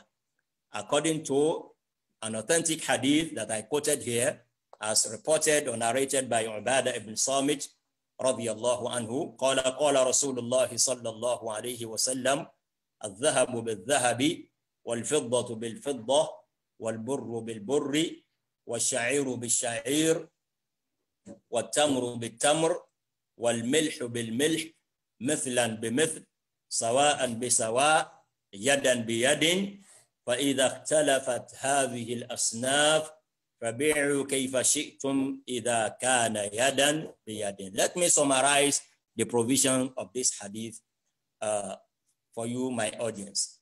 And these are the two, like I said, the two rules governing trading in any foreign exchange, where you will have to exchange a currency with another. Mind you, because they have said we see cryptocurrencies as currencies. It has satisfied, a cryptocurrency has satisfied all requirements of being a currency. It's a medium of exchange, it's a unit of account, and it's a store of value. Now, what are those two rules? One, according to this authentic hadith, if you want to exchange currencies of the same kind, you want to exchange a dollar with a dollar, a naira with a naira, there are two rules to be followed. One, they must be exchanged at par. You cannot give an old US dollar note, 100 old note for, let's say, 99 or 98 new notes. Or you cannot go to tell a bank in Nigeria that I need new notes, new mints. And the bank will say, okay, for us to give you 50,000 new notes, you will pay us 60,000 old, you bring your old 60,000 old note. That is haram. That is not acceptable. The same thing will go for cryptocurrency. If you want to exchange Bitcoin with Bitcoin, if you want to exchange Ethereum with Ethereum, Ripple with Ripple, and the rest of them, you want to exchange altcoin with altcoin, the same rule. You cannot exchange except if it is at par. 100 for 100, 50 for 50, 1,000 for 1,000. That is the first rule. The second rule is that yadan biyadin, and it must be on the spot. You cannot give your Bitcoin today and hoping to take my Bitcoin in exchange tomorrow or in the next week or in the next month. it has to be on the spot. So those are the two rules governing the foreign exchange market in Sharia. Now, that is when you are exchanging a particular currency with the same currency. Like I told you, dollar for dollar, naira for naira. It's not acceptable to say because this one is old, this one is new, this one has so number, this one has a different number. You have to do it at par if you are to exchange from the same form, from the same kind. But according to this hadith, فَإِذَا اخْتَلَفَتْ هَذِهِ الْأَصْنَافِ, if you are to exchange a form of currency with another form, a type of currency with another currency, you want to exchange naira with dollar, exchange pound sterling with Saudi riyal, then there is no rule of being at par. You can exchange 500 naira for a single US dollar, as is the case in Nigeria today. A US dollar worth almost 500 naira. In Sharia, that is okay because they are two different types of currencies. In this case, the only rule that is left that you must keep is the rule of on the spot. On the spot. It must be on the spot sale. You give me your dollar today and instantly I pay you my naira. You cannot deposit 1 million naira today in a bureau de change office and get a promise that you will get your dollar equivalent in the next week, in the next month. It's not acceptable from the Sharia perspective. So they are saying clearly that any rule that applies to exchange of currencies will also apply to exchange of cryptocurrencies. Simple as that, as simple as that. And anything that is prohibited in other currencies will equally be prohibited even in dealing with cryptocurrencies. Principally, the rule of riba, the rule of interest. We have two forms of prohibited interest or riba in Islam. Riba al-fadl, which means riba in exchange. This is what we have explained. You cannot take more than what you are given if they are of the same form, the same type. The riba and nasi'ah is that you cannot even loan. You cannot give somebody a loan of 1,000 Bitcoin or 100 Bitcoin today with a promise that you will pay me back this 100 Bitcoin in the next 1 week, in the next 1 year, in the next 1 month, but you will pay me 110 Bitcoins. It's haram. The same way as it is haram when you loan somebody, you lend an amount of money, 1 million naira to somebody with a promise that he will pay 10% interest by the time of repayment. All are haram. All are haram. So this is the first issue of the first Sharia issue that we are through, the first leg of the first opinion. Let me remind you, this opinion is saying dealing in cryptocurrency market is halal because they are currencies. Now we move to the other approach. They said we allow trading in cryptocurrency because we do not even believe they are currencies. They are mere digital assets. And in that case, nothing stops you from selling and buying your asset or another man's, or selling your asset and buying another man's asset. As simple as that. This is the justification for allowing it based on the approach that cryptocurrencies are not even currencies. Now, they said in this case, there's no rule of sarf. The rule of exchange that we mentioned earlier on does not even apply to cryptocurrencies according to this approach because they said they are not currencies. But what will apply is the rule of commodity. And what are the rules of commodities in Sharia? 1, don't sell what you don't have. La tabi' ma laysa indaka. If you are not in possession, you don't own, you don't have an amount of cryptocurrency, Bitcoins or others, you cannot sell the same before you own. That's a rule of commodity. Another rule of commodity in Sharia is that there must be no excessive gharar, jahala, or certainty, meaning that the quantity that is being sold, the quality, the consideration for its sale must all be clearly spelled out. You cannot say, I will buy your Bitcoin, but I will pay a price that will be very, very pleasing to you. No, it's not acceptable. You have to tell me the price. I have to agree on the price. You have to agree on the quantity, on the quality. So these are the rules of dealing in commodities. and they opine that these are the rules that will apply to trading in cryptocurrencies because, according to them, cryptocurrencies are not even currencies. I think this is clear enough. You, sir. We are following you, sir. Alhamdulillah. Now, the next slide. The next slide. Moderator. Okay. No, the next one. After this one. Yes, my opinion. We've listened to the arguments, the justifications, the Sharia authorities that were used to support whether the position of those who say cryptocurrencies are currencies or they are assets. But my position, my opinion, one, the currency status of cryptos is not as simple as projected. This is the first problem with that fatwa. They simply projected cryptocurrency as any other currency. It's not true. It's not as simple as projected, and I will point at some level of discrepancies, differences between other currencies and cryptocurrencies, that you cannot just transfer every rule that we have in fiat currencies to cryptocurrencies. One, the issue of rawaj, that's a Sharia term. Rawaj simply means wide acceptance. Before anything can qualify to be a currency from the Sharia perspective, it must be widely accepted in the community, in the society of those who are dealing in that currency. It must be, the acceptance must never be restricted to a small percentage of people or to a particular location. It must be widely accepted. This may become an issue in cryptocurrency. And I want to advert the attention of our teachers who opined that cryptocurrencies are just currencies. They are not, it's not as simple as it is being projected. Because the issue of reward may arise one day. Why? Now, Nigeria is prohibiting. Other countries, the last time I checked, countries like Bolivia, countries like Algeria, other countries are also introducing one or other level of prohibition. That's the truth now.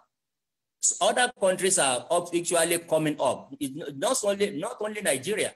Other countries are coming to say no to cryptocurrency. And that will surely, if we have more and more and more countries coming to say no to cryptocurrency, it will actually affect its wide acceptance. And that is a major factor that qualifies or disqualifies something as a currency. So that should be noted. It's not as simple as saying they are currencies and we will apply all the rules of currencies to them. Just as it was in 2009 when cryptocurrency was first transferred between Al-Fini and Nashoti Nakamoto. Nobody will claim that it qualified to be a currency then because it was not widely accepted. It was just between two people. So my fear is that as we are moving on with regulations, with laws being passed in different countries, we may have more and more, most likely we may have more and more countries prohibiting and not allowing cryptocurrencies in their domains, in their jurisdictions. And that will create a problem of rawaj, that is wide acceptance of such a currency. The issue number two, that the reason why I said currency status of cryptos is not as simple as projected. It's not guaranteed. It should not be taken for granted. The second issue, the second factor is the issue of high volatility in cryptocurrency. We know how currencies behave all over the world. Even currencies that are not so strong, like some currencies in Africa, the volatility in them is not as high as what we witness today in cryptocurrency. Let me give you just one example. In September 2010, that's just 11 years ago, the worth of cryptocurrency to US dollar, the exchange rate between US dollars and crypto and Bitcoin precisely was just 0.06, not even up to $1 11 years ago. A Bitcoin was not even exchanged for $1. You need multiple Bitcoin. Just as we said earlier on, that somebody bought just 2 pizzas using 10,000 Bitcoin. Now, precisely according to a study in September 2010, this same Bitcoin was 0.06 US dollar, less than $1. But today in 2021, a Bitcoin is exchanged for 55,000 US dollars. I don't know of any other currency in the world that has so behaved, that the surge will be as high, according to another researcher, that in 10 years, the surge, the increase in the price of cryptocurrencies, Bitcoins in particular, do you know how many percentage? 38 million%.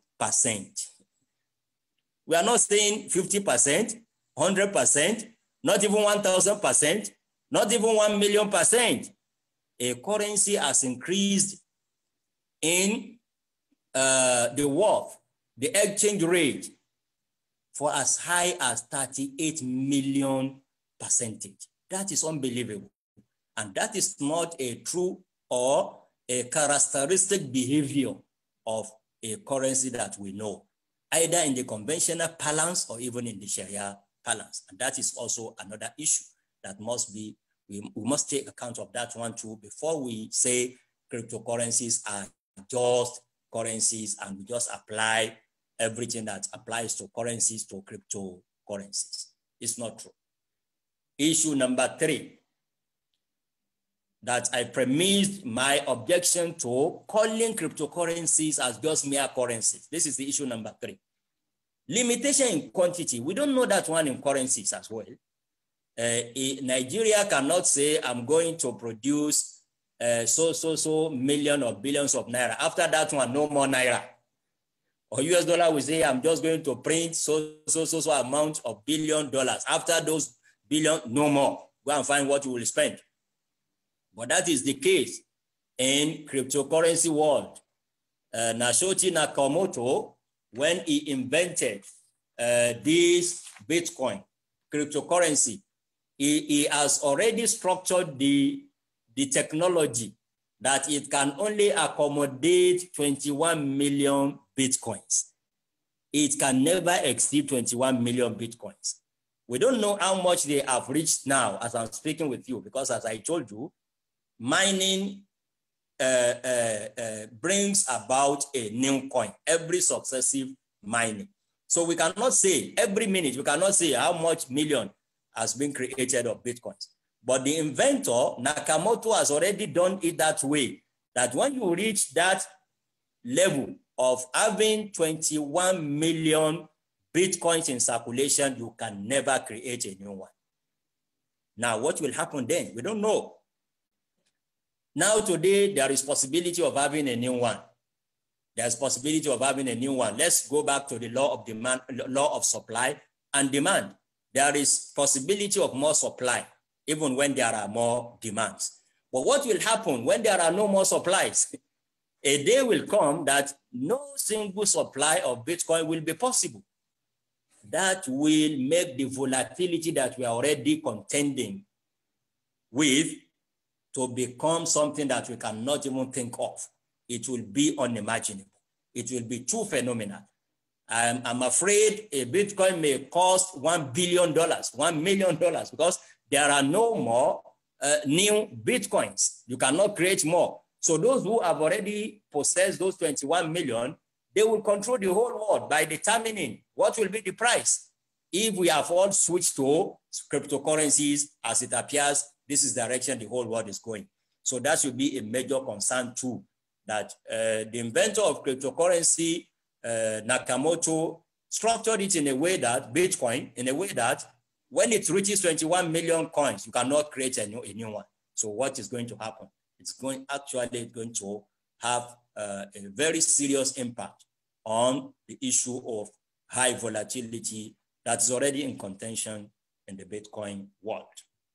So this is what I base my opinion on, in not agreeing totally with those respected jurists who believe that cryptocurrencies are just like any other currency. Now let's move to the other approach. Those who say cryptocurrency, dealing in them is halal because they are assets. Cryptocurrencies, Bitcoins are assets, buy and sell, if you follow the rule of commodity. This Do we move to the next slide? No, the same slide. Okay. The same slide. Still on my opinion. I'll give you my opinion on those who base their judgment on regarding it as currencies. I'm now talking about those who base their judgment on regarding it as assets. As assets. Yes. Now, this is also not without issues. There are issues in this also.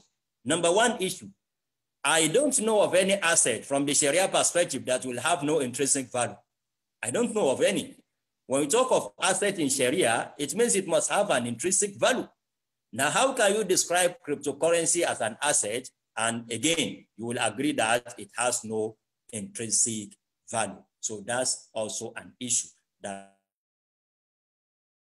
will not make some of us to agree totally that cryptocurrencies are mere assets. The issue number two, we claim, or they claim, that cryptocurrencies are assets, but today they are being widely used as currencies.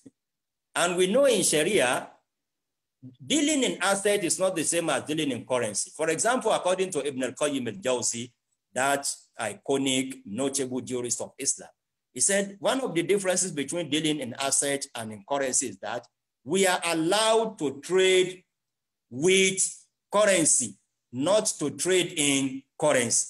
Whereas we are allowed to trade in asset, both in asset and with asset. You can trade in asset by using your asset in trade by barter to exchange with another asset. You can equally trade with asset and trade in asset, but that is not true of currency. We are only allowed to trade using our currency, not to transform the currency itself to become an object of transaction, and that will surely lead to riba. When people do not trade, do not engage in any economic activity, all what they rely on is that I will give you my money and you pay it back after so period, and you have so percentage. So it becomes dealing in pure currency. So with these two reasons, I do not also totally agree with those respectively, with due respect, those who claim that cryptocurrencies are mere assets. Now let's move to the other view, the next slide. The next slide. Cryptocurrency, dealing or trading in cryptos is haram. Why? They base their own view on the following reasons. One, they said it is haram to trade in the currency that has no intrinsic value. Two, the high volatility in cryptos will culminate in excessive uncertainty and high risk that is akin to gambling. Point number three, they said there is no link to real economy. Trading in cryptocurrency is just like a bubble waiting to burst anytime. Point number four, they said cryptos are used for illicit activities. This is a very important factor. They said we are declaring, especially those formal official iftar bodies, this is where they hanged their fatwa on mainly, that cryptos are being used to perpetrate crimes, and we have a duty to prevent crime in the society. Number five, ambiguity and anonymity, even in the identity of the inventor himself, as we said earlier on. Number six, cryptocurrencies are not issued, are not regulated by any government or constituted authority. So these are their arguments. These are the justifications or basis of saying that trading in cryptocurrencies is haram. Now to my own opinion, humble opinion. The next slide. My opinion. I humbly submit that what they have said just as I reacted to the other side too, they are not to be taken for granted. They are not to be taken for granted. I will take them one after the other. They said, we don't allow trading in cryptocurrency because it's a currency that has no intrinsic value. Then we will have to prohibit dealing in dollars, in naira, in real, in pound sterling. They are all fiat money. They don't have any intrinsic value. So that will actually defeat the first point. It's not a good point to say that we don't allow trading because it has no intrinsic value. Other fiat currencies also do not have intrinsic value, and nobody has come to say trading in them is haram. Number two, the high volatility issue that they mentioned is a concern, really. Like I told you, how can something move from 0.06 11 years ago and become 55,000 today, and we don't know what will become tomorrow? Is a real concern. It must be a real concern. But my position on this is that this may not be peculiar to cryptocurrencies. When you look at countries that are ravaged by war today, go to Syria, for example. With due respect to our Syrian brothers, their currency has lost value drastically. That it was even a debate some times back in the Sharia circles that those who have debt obligation to settle in lira, that is their currency in Syria, that are so depreciated to about almost 1 million times or close to that, or hundreds of thousands or 1,000 times, even if it is 1,000 times. How will they settle those obligations? So what I'm saying in essence is that the issue of volatility is not peculiar. It may be very high in cryptocurrency, but volatility in the price and the rate of currencies is not peculiar to cryptocurrency. And as such, it cannot alone be sufficient for declaring trading in cryptocurrencies to be invalid, because this is not a peculiar thing. We will have to address that as a problem. The volatility is too high. How do we address it? But to take that volatility to be a ground for declaring it as being haram will take us to some other controversies, because as I said, other currencies may also suffer high volatility, even though at a lesser degree from what we witness in cryptocurrency. The third is that they don't have link with real economy. Yes, I agree with them. This should be a major source of concern for us too. Like in Nigeria, like I said, how can Nigeria become third, ranking third in the whole world when we don't have an economy that ranks third in the world? We have to pay attention to that one. It's not good for our economy. People will just sleep and wake up, deal in cryptocurrency, not creating any economic value, not adding any economic value, not creating any economic activity. That's not good enough. But again, that is not sufficient for declaring something illegal from the Sharia perspective. We have to see those ones as problems and find ways of solving them. For example, in solving this issue of no link with real economy, what I propose is that if we allow cryptocurrency, we must disallow derivatives coming from this cryptocurrency. And this is a particular problem in the world today. It's very difficult to see people trading in cryptocurrencies without associated derivatives or derivatives markets, like options, like futures, like forward sales. If we are able to separate derivatives and speculation, for that matter, from the crypto market, then we cannot say because it has no link. Not having link with the economy is a problem that must be solved separately.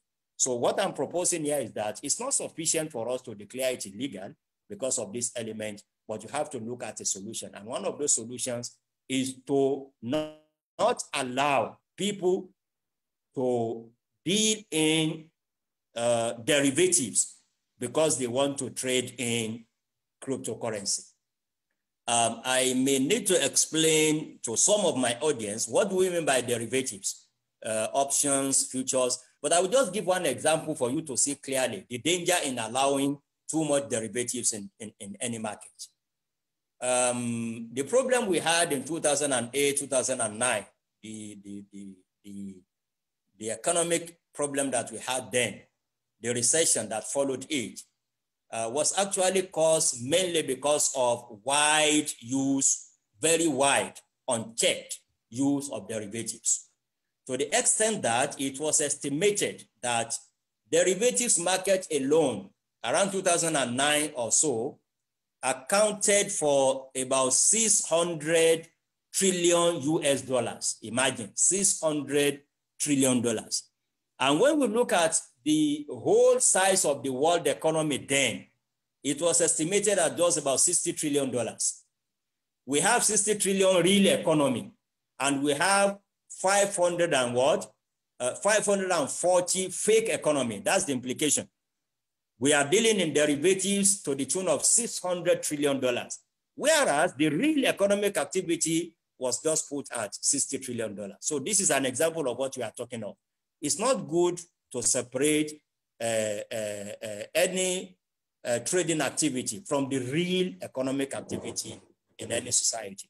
But again, as I said, that alone cannot be sufficient for declaring something illegal, but rather must be seen as a problem looking for a Sharia solution. Number 4, they said cryptos are used for illicit activities. That is very, very correct. That's very, very correct.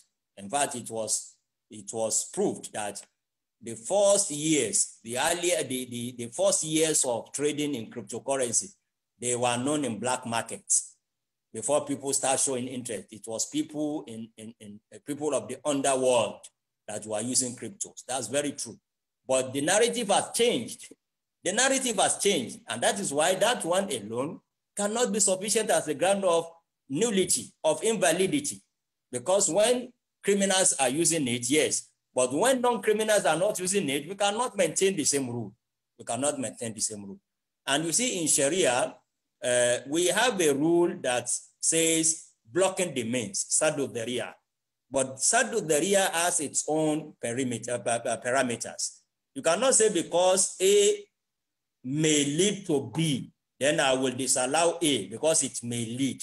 You have to prove that it will certainly lead to B before it can be blocked in Sharia. So we cannot go into details of that one, but I think what I've said is sufficient for us to see that why I'm not agreeing with that point that because cryptocurrencies are being used for illicit, illegal activities, yes, but the reality is that it is also being used for genuine, for legitimate economic or business activities.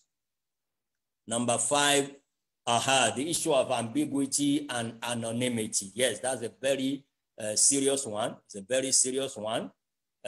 Even the inventor, we do not know who he was or who he is, whether he's still alive or not, whether he still holds certain amount or maybe majority of Bitcoin still under his control that it will use to control the economy of the whole world one day. We can't say all this. But you see, we have to, that is what actually led me into going into details. I took my time to go into what is actually cryptocurrency before coming to talk about Sharia perspective, because I want to be sure I'm talking in the right perspective. You see, when we say ambiguity, anonymity is true. You can come to the crypto market with a fake name. Nobody will know you. But the reality of the matter is that if you look at that technology,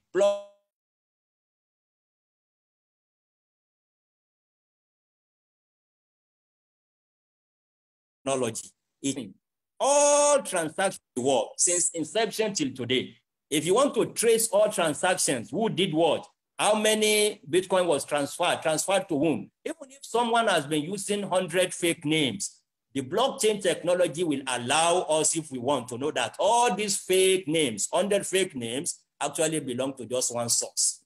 So the issue of ambiguity and anonymity, again, must be seen as a problem looking for a solution and not as a sufficient ground of declaring the whole issue as being invalid or as being illegal.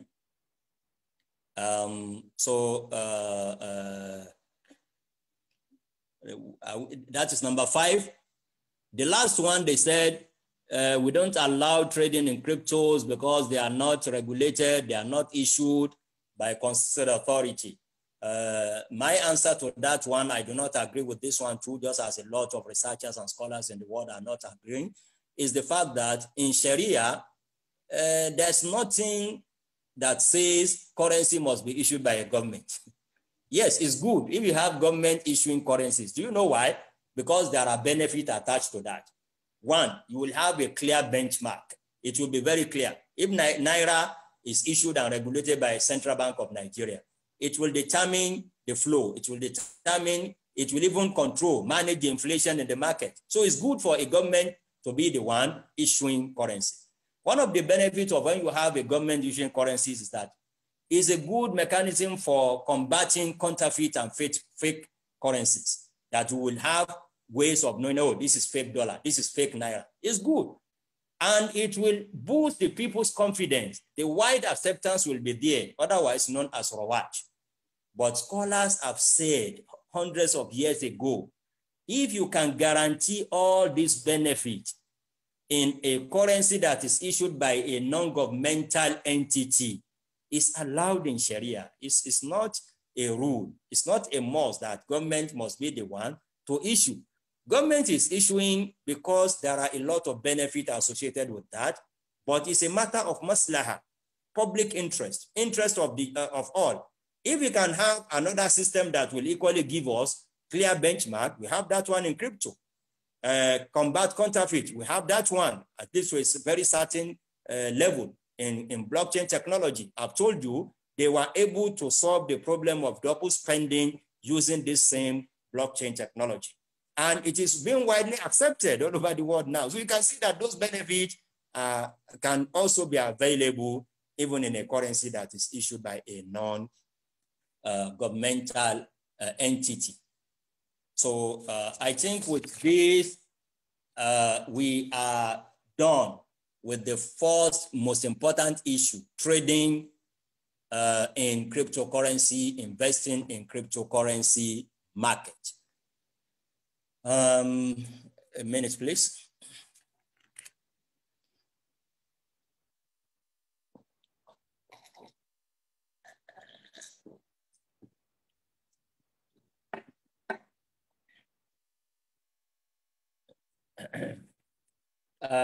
The next slide, please.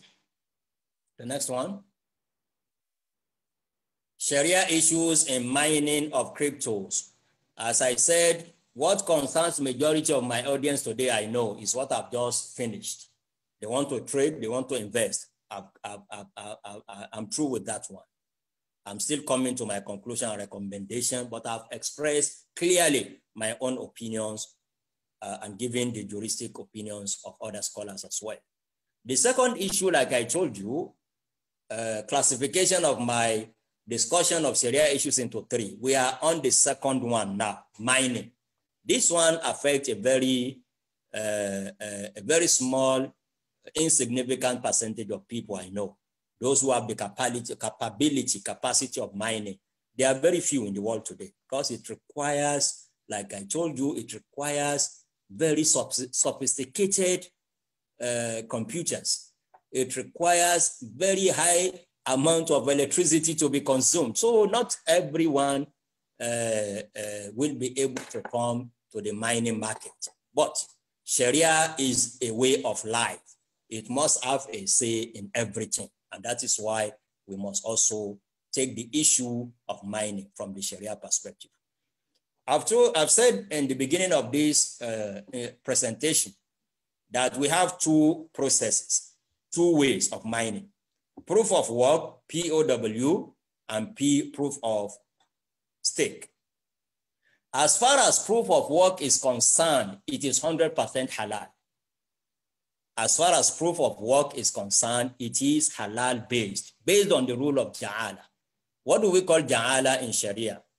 Ja'ala is closer to what people in the conventional law, particularly in the common law, what they call unilateral contracts. A unilateral contract is such a contract that an offer will be given to the whole world. you will give an offer not to a particular person, but to the whole world. And how would acceptance take place? Acceptance of the offer can only come in the form of performance of the conditions stated in your offer.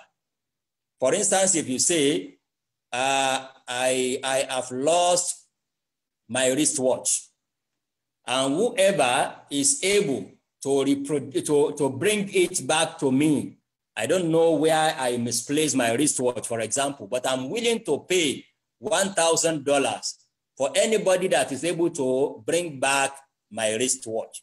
That's a unilateral contract in the common law, and it's the same concept in Sharia, known as ja'ala. It's an offer to the whole world. It's not an offer to a particular person, but to the whole world. And who will accept this offer? The acceptance can only come if somebody comes up now and says, this is your wristwatch, Professor Alaro. It means he has accepted my offer, and the contract will now be between me and him.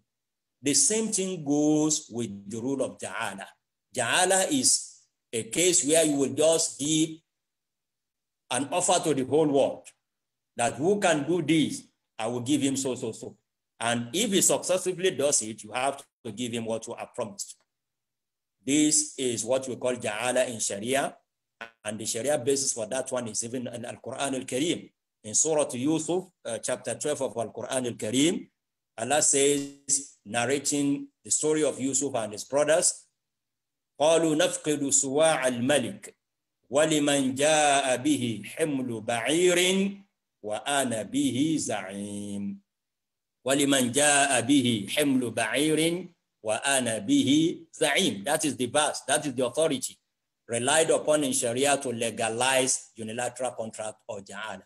The meaning of this verse is that they announce in Egypt that we have lost the bowl or the golden cup of the king. We don't know, somebody stole it. But whoever is able to bring it back, to reproduce it from anywhere, to retrieve it from the thief, وَلِمَنْ جَاءَ بِهِ حِمْلُ بَعِيرٍ, his reward will be a full camel load of provision. So whoever brings the cup, the golden cup or bowl of the king back, will actually be entitled to the full camel load of provision. And that is halal for him. The same thing happens in the mining world, in cryptocurrency market. They will say, we have a new transaction, and to authenticate, to validate this transaction on our ledger, the digital ledger, the blockchain technology, these are the mathematical equations to be solved in algorithms. Then all of you, anybody that solves it will get a reward, and the reward will be a new Bitcoin. So it's perfectly in line with the rules of ja'ala or unilateral contract in Sharia. And that is why I said, as far as mining, using POW, proof of work, is concerned, is 100% halal. Now, what of POS? Can we say the same thing of POS, proof of stake? No. The issue with proof of stake, as I said earlier on when I was explaining those concepts, is that unlike in proof of work, your chance of being rewarded in proof of stake depends largely on the amount of money you have, on what you have staked in that coin that you want to mine. The higher the amount you have staked, the bigger, the brighter your chances of being the one who will be rewarded. That is why some scholars have reservations by saying this one looks like gambling. It's like those who are participating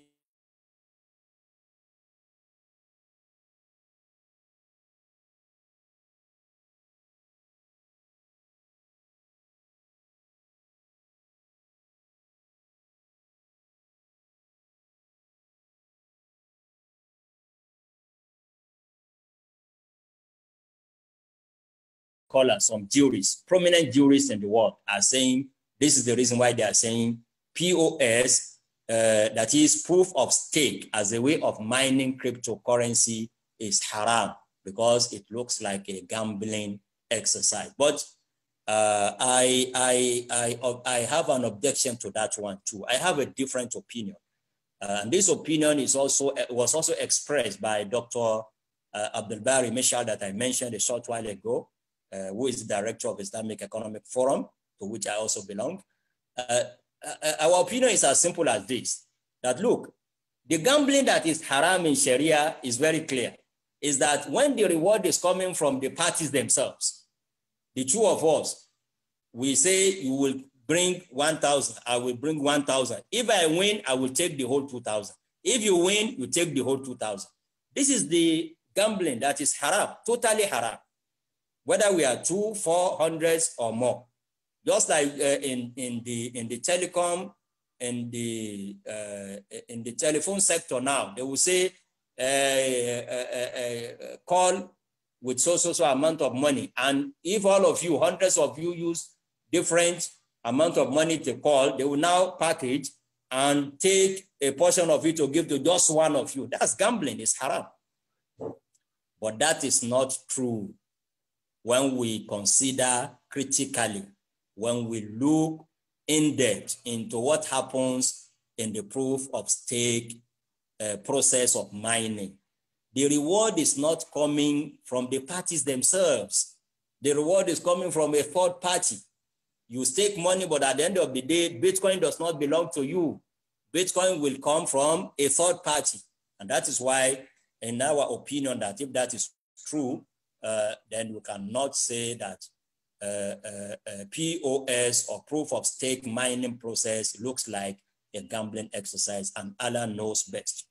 But there's an issue that I have not concluded on up till now, because it is being claimed that in proof of stake mining, those who stake money, who contribute money as miners or as forgers, they also earn interest on that money. Because when they deposit money, they said they will pay them interest. If that is true, then it becomes haram, really. If that is true, then earning interest or paying interest is haram and can invalidate any associated contract or activity. So in summary, proof of work as a process is 100% halal. Proof of stake can only be halal if it is not, if no amount of interest is paid to the contributors or the miners or forgers. So that is just about that. Alhamdulillah, the issue of mining did not take much of our time. Let's move to the last one, Sharia issue in cryptos as means of payment. The next one, Mr. Moderator. Yes, as means of payment. This is also a very simple one. Like I told you, I'm not trading, you are not buying, you are not selling cryptos, but your university, an institution that you want to buy something, a company from, says, I will only collect crypto. I will only collect Bitcoin. I don't want any other currency. Can you go ahead and do? Yes, but you have to follow the rule. The rule of payment in Sharia, when you are paying for something, just a mere payment. One, the two rules are combined in a particular hadith. Let me just narrate that hadith. Let me read the hadith from you. That the Prophet ﷺ said, the translation of which is this, that every single human being will be asked 4 questions on the day of resurrection. Every single human being. And one of those, or 1 or 2 of those questions will be about his money. About his money. He will be asked 2 questions regarding your money. Where did you get the money from? And what did you spend the money for?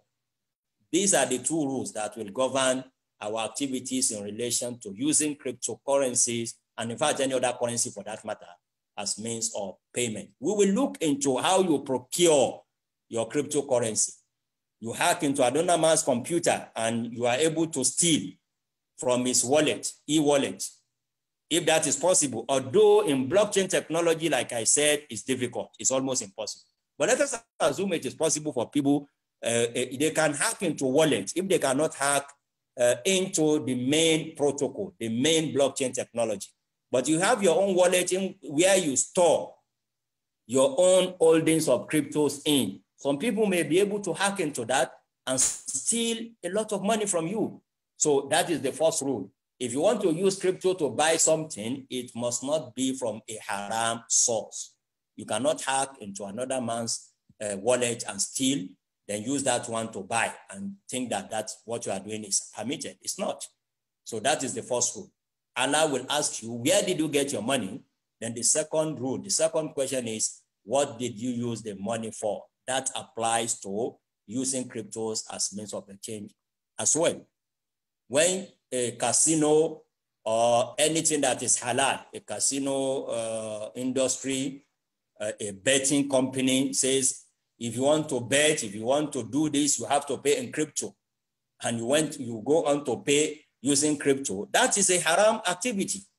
Regardless of whether what we said about crypto, whether it is halal or haram, regardless of all that, if you have used your crypto to purchase what is illegal, what is not permissible in Sharia, then the whole exercise becomes illegal, becomes haram from the Sharia perspective. So these are the two major rules that must actually govern the issue of using crypto as means of payment. And of course, we must add this, any cryptocurrency that you are using to purchase must enjoy wide acceptance or wide, as we said earlier on. It cannot be something that will only be acceptable to a number of you, that when you want to take advantage of his money later, they will say we don't accept it. If a currency does not enjoy wide acceptance, then it cannot be used for even as a means of payment. Now to the conclusion, alhamdulillah. Conclusion and recommendations. Let's go there, the next slide. Conclusion and recommendations. 1, the original or default rule in commercial transactions in Sharia is that of permissibility. Al-aslu fil ashiya al-ibaha. And this must be at the back of our mind. Any new thing, our approach to it, whether it is currency or not currency, any new thing in Sharia, the original, the default rule is that this is permitted. That is the original rule. Cryptocurrency falls in that category of a new invention that we were not used to before. So originally, we must see it as something that is permissible. That's what Sharia says. That's the beauty of Sharia when it comes to commercial transactions. It's different from the rules guiding the rules of ibadah, worshiping Almighty Allah. It's the opposite. You don't do until you have a proof that you must do. That is in worshiping, in the act of ibadah. But in contract, in commercial transactions, the opposite is the case. It is originally halal until when you do something that makes it haram. I want that one to be noted. Our approach to issues in Sharia, in commercial law in Sharia, is that original or default rule is that of permissibility.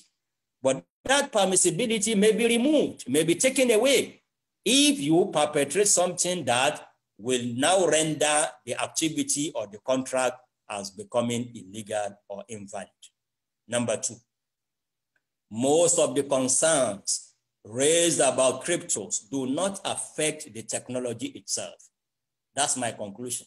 And based on what I've enumerated, what I've explained in the course of this lecture, you will see clearly that most of the concerns being raised, they are not targeted at the concept, neither are they targeted at the technology, neither are they targeted at the protocols producing Bitcoins or other cryptocurrencies. But essentially, those concerns revolve around how and what cryptos are used, how and for what cryptos are used. And this is the pivotal issue that must actually guide our utterances, our pronouncement, whether it is halal or haram. We cannot close our eyes to the fact that cryptos are being used for illegal activities and say, no, it's a currency, it must be allowed. That is not Sharia. At the same time, we must not say that because 1, 2, 3 people are using it for illegal activities, then it becomes illegal for those who want to use it for legal activities. Sharia does not operate that way. So we have to bear at the back of our mind that the original rule is that of permissibility, but the permissibility may be taken away depending on how and what cryptos are used for. And this is what will take me into discussing briefly the rule of Sharia, blocking the means. Majority of fatwas pronouncing trading in cryptos as being haram was based on the rule of Sharia, that they will use it to perform this. It may cause this to happen. So this is the rule of Sharia. But again, is a common knowledge in Sharia that we do not block every means. We do not block every means. Means are there as facilities from Almighty Allah. But when do we block a means? It's only when that means will certainly or mainly lead to an illegal end. I will come again on that one. Blocking the means does not mean if you suspect, mere suspicion, you go on and block the means. No, that's not Sharia. Sharia, we have a rule that says there must be quwwatu at-tuhma. The suspicion must be real. The suspicion must be very strong. This currency either certainly or mainly is going to be used for illegal activity. Then we can block the means by pronouncing it originally to be haram, because it will either mainly or certainly lead to an illegal end.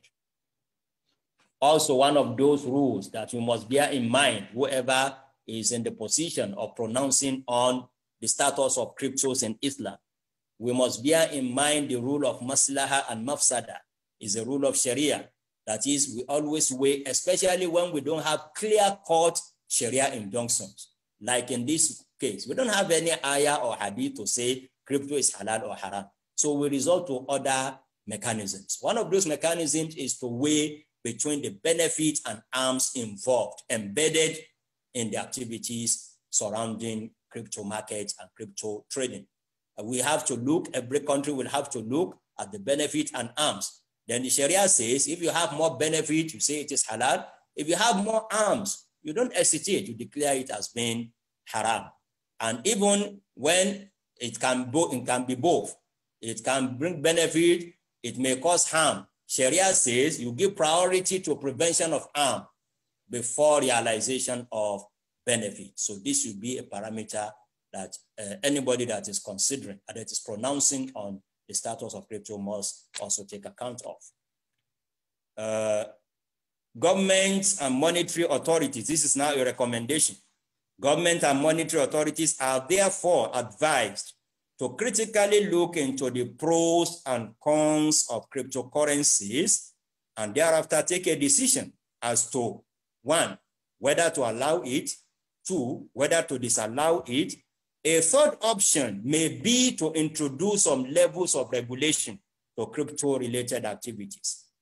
In Malaysia today, for example, even though they have not pronounced on whether it is halal or haram, but they have a position that, look, if you want to trade in crypto, your platform, your exchange, like a market for trading, must be registered. We must know you.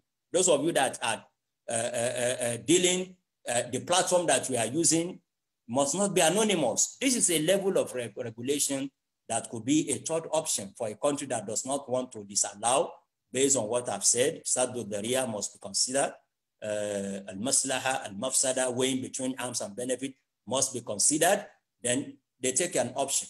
Is either to disallow, is either to allow, or to allow, but with certain regulations like what they are doing presently in Malaysia.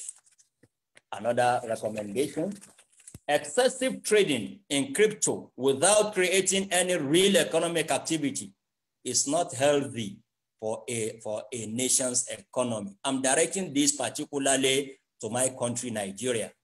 We need to sit down. We need to analyze, why are we coming forth in terms of trading volumes? We do not have an economy that matches that, what is happening. Because for people to now focus on trading in what will not lead to creation of real economic activity is not good for any nation, for economy of any nation for that matter. And for this, I will quote Ibn al-Qayyim once again, that iconic jurist of Islam once again, who says, money is never sought for itself. Rather, it is used as a means to gain commodities. When money begins to be treated as a commodity and becomes the objective of transactions, the entire economic system gets corrupted and will be in crisis. This is coming from إعلام الموقعين عن رب العالمين by Ibn al-Qayyim al-Jawzi, volume 2, page 105. And finally, I've advised government, I've advised monetary authorities, regulators. Let me also advise individuals, listeners to me at this moment. You must exercise caution if you must trade in cryptos. That's the rule. That's the truth. You must exercise caution. It's a very risky venture. It may plunge you into sudden and devastating level of poverty. Let me say it practically. Losing one single Bitcoin means one Bitcoin. If you lose one Bitcoin, means you are losing 55,000 US dollars today. And in Naira, it means more than 26 million Naira in just the blinking, in just the twinkle of an eye. Within the twinkle of an eye, you can just lose 26 million Naira for losing just one Bitcoin. If you lose two, you know how much it will become. If you lose 3 Bitcoin, so it's a very risky venture that you must exercise caution if you must trade in cryptos. It's a very risky one, and caution must be exercised. And finally, thanks for listening. The next slide, I have something there too that I want all my audience to read. The next one. Slide 25, please. Can you see it? Can you also? I want them to see it. Can you see it all? Yes, we can see it. Thanks for listening. And don't forget that your Bitcoin is zakatable anyway. That is, regardless of all what we have said, if you are still in that business, don't forget to pay your zakat, whether it is an asset, whether it is regarded as an asset, whether it is regarded as a currency. Crypto is zakatable. I ask Allah subhanahu wa ta'ala to make what we have done today beneficial to us all in this life and the next life, and to let Muslims in particular, because I'm talking to an audience of Muslims principally from the Islamic perspective. May Almighty Allah continue to empower and strengthen the Muslim Ummah. Why I've gone this length of analyzing, of taking my time to tell you all the sides, is the fact that crypto market is a very huge market. Capitalization today is $1 trillion. Already, we know Muslims are being, the war against Muslims is being fought in many cases using economic weapon against us. If we can derive a benefit from crypto world, we must not close our eyes. That is my intention. But that should not be a license for us to be careless, to be reckless, not looking at what is halal and what is haram because we want to derive a benefit from the crypto market. But it's a market that's very huge that we cannot just simply close our eyes and pretend as if we do not know that there is a lot of money out there and people are gaining millions of naira almost every day. But at the same time, as Muslims, we must know that anything that we do must be in line with the dictates of Sharia. May Allah make all that one easy for us. وصلى الله وسلم وبارك على نبينا محمد وعلى آله وصحبه أجمعين.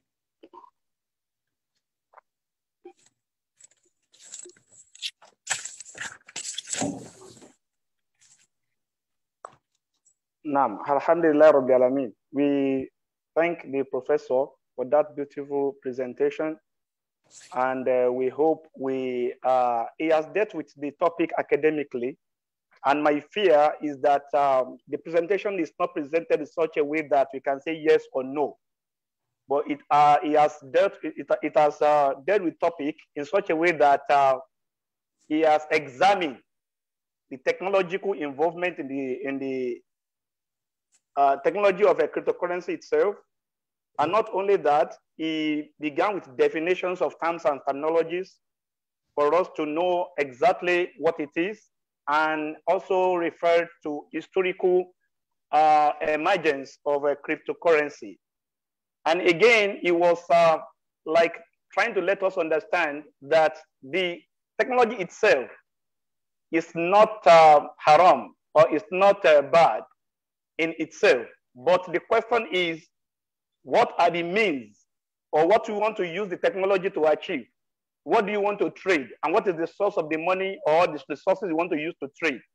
And that is when he was trying to look into the intrinsic definition, volatility definition, economic linkage of cryptocurrency, and illicit activities has been referenced by some scholars in the face of Sharia, and again, the ambiguity and the authority or permission or legal backing of cryptocurrency from different countries and the trend in the modern world market and technology.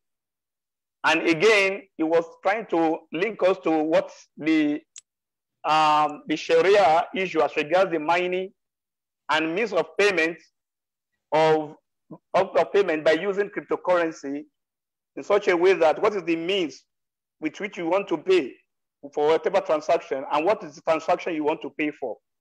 And he went ahead to discuss the benefit and the harms in the light of what makes it halal and what makes it haram.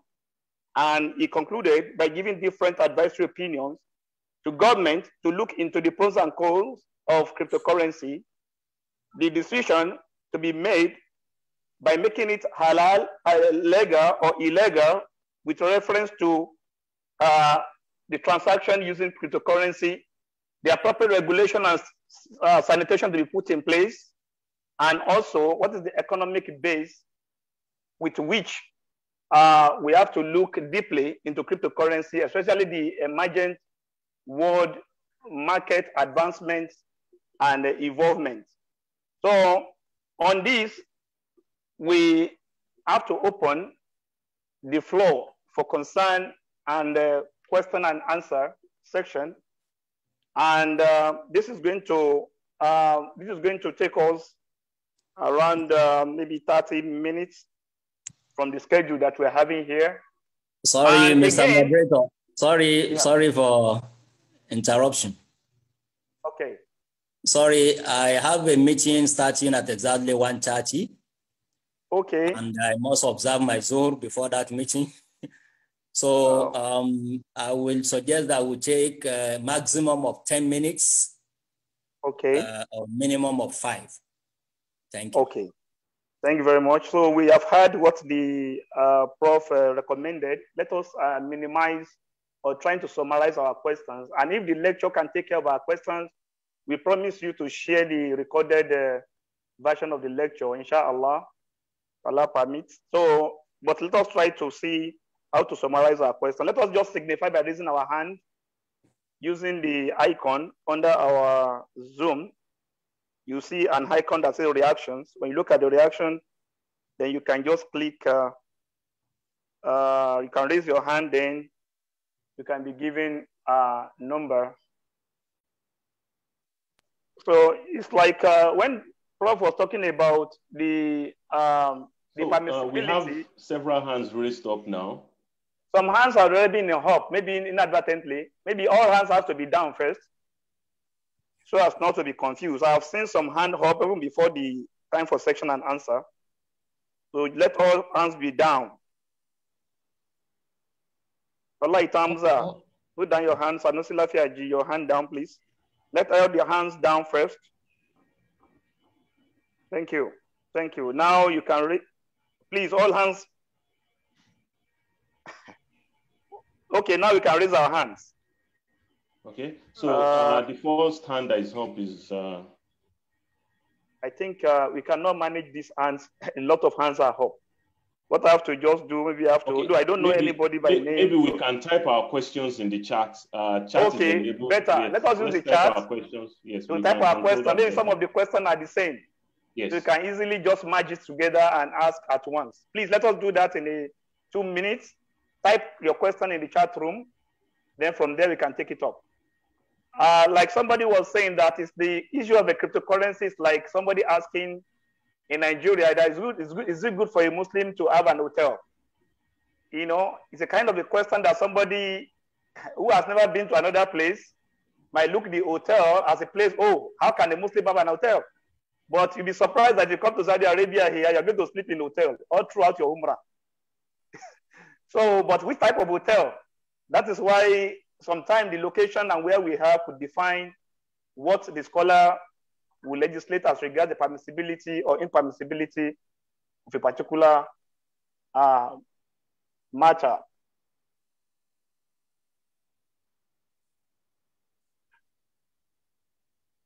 So in the chat box, many of the comments are saying that, okay, can we get you can get the recording of this once we complete.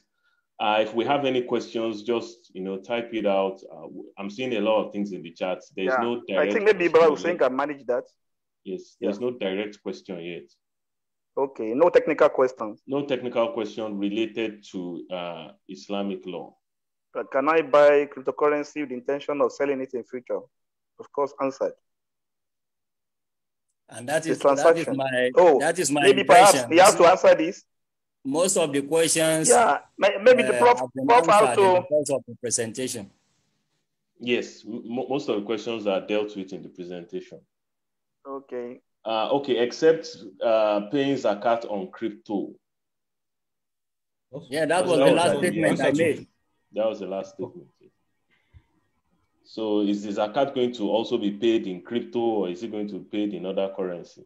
Yeah, I think he answered that. That's a good one. Let's begin with that one.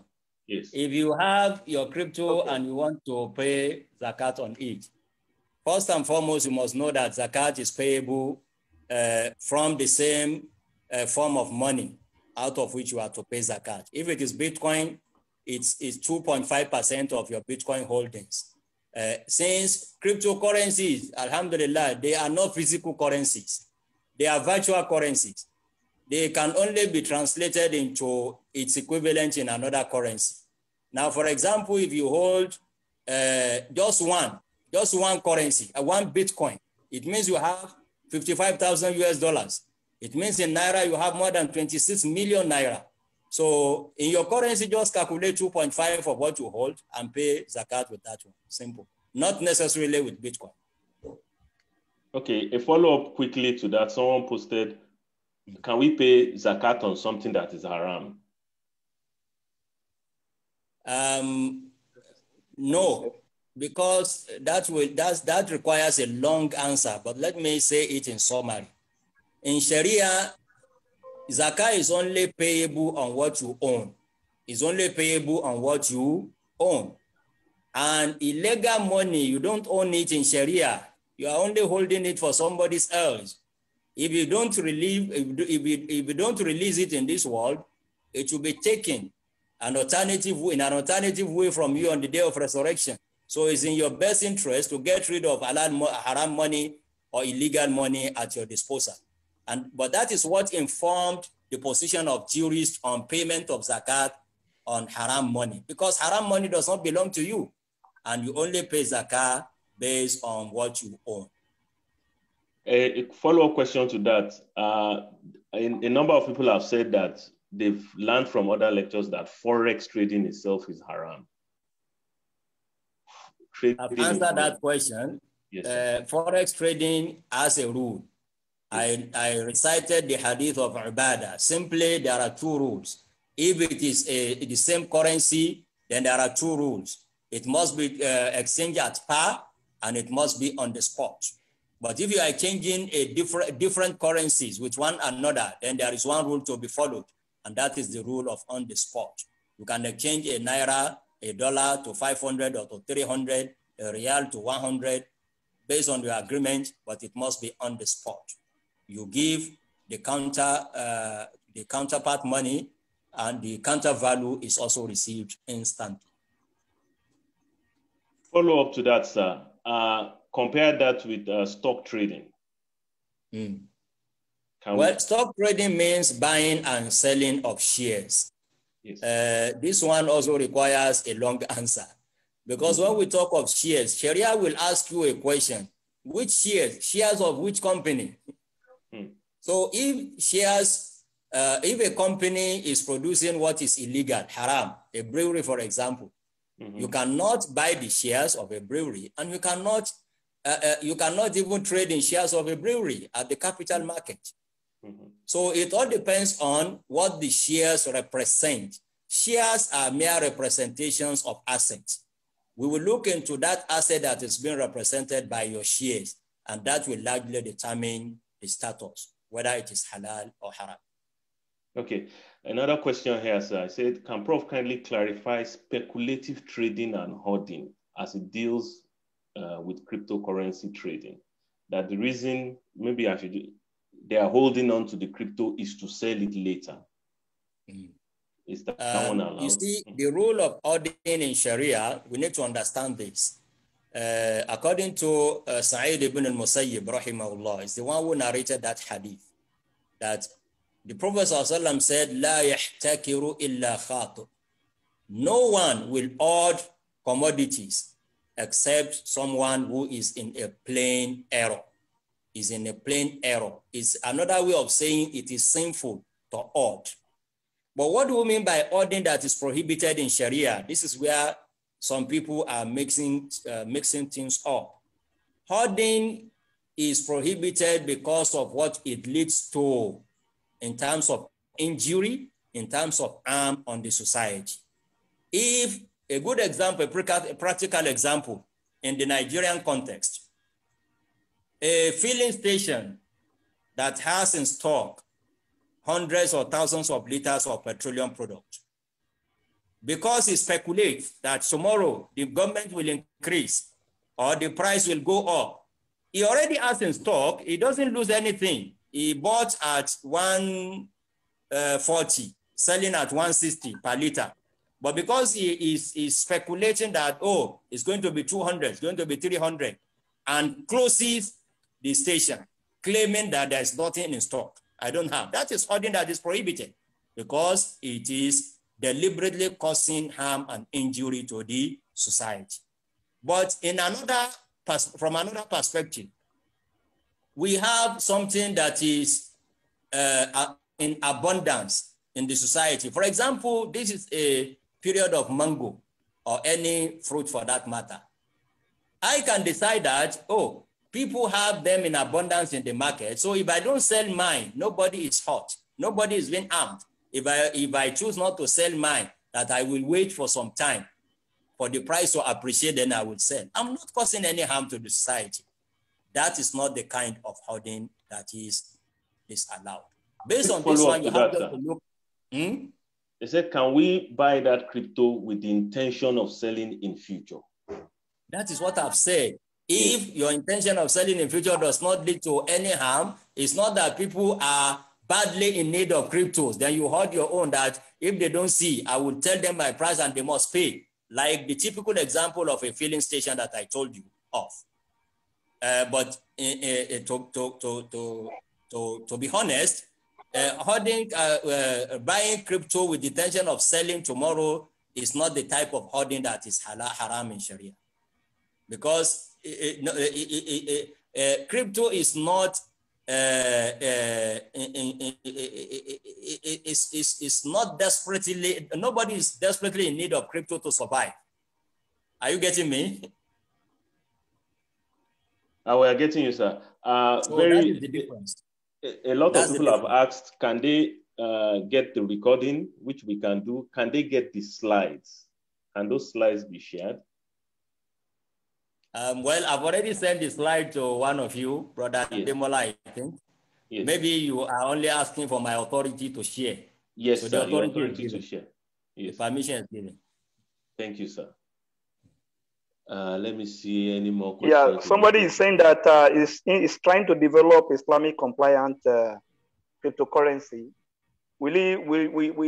Is seeking your opinion to meet you and to discuss some of the things with you personally. I'm more than ready to do that. Let him have my number from Brother Demola. Okay, thank you. Sir, they have said that you are close to CBN. You are doing several things with CBN. Can you give us an insight how they are thinking? You know, what what direction are they going to take in terms of crypto? Well, my mandate with CBN is limited. I'm advising CBN on non-interest banking or Islamic banking. It's only when crypto comes to be traded by Islamic banks that CBN will seek my advice.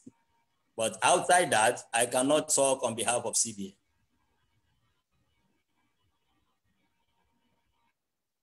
Okay, I have a question on insurance. I don't know if it can, which I think can be beneficial to the Ummah. And that should be the last question, inshallah. Yes, the question is, because I can see in your profile, you have a link with the Nigeria Insurance. I'm equally an advisor to the Nigeria Insurance Commission, also on Islamic insurance. So on insurance, I don't think we Muslims don't have any info on the aspect that will be useful to the Ummah.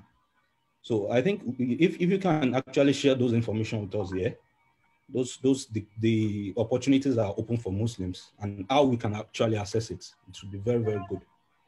Okay, thank you very much. Opportunities for Muslims in this regard. One, the federal government of Nigeria has accepted and has accommodated the practice of Islamic insurance in Nigeria. Meaning that as a Muslim, if you had wanted to go into insurance business, but what is actually preventing you from so doing is because you know as a Muslim that conventional insurance is prohibited, then you have a good opportunity of floating your company that will practice Islamic insurance and you get licensed like any other insurance company. Still in the same vein, we have in Nigeria today about almost 6 companies that have been licensed by the government to practice Islamic insurance. All these companies are in need of human resources. They are in need of brokers. They are in need of advisors. They are in need of managers. So those are opportunities that abound for Muslims that they can key into if you have the qualification of so doing. Alhamdulillah.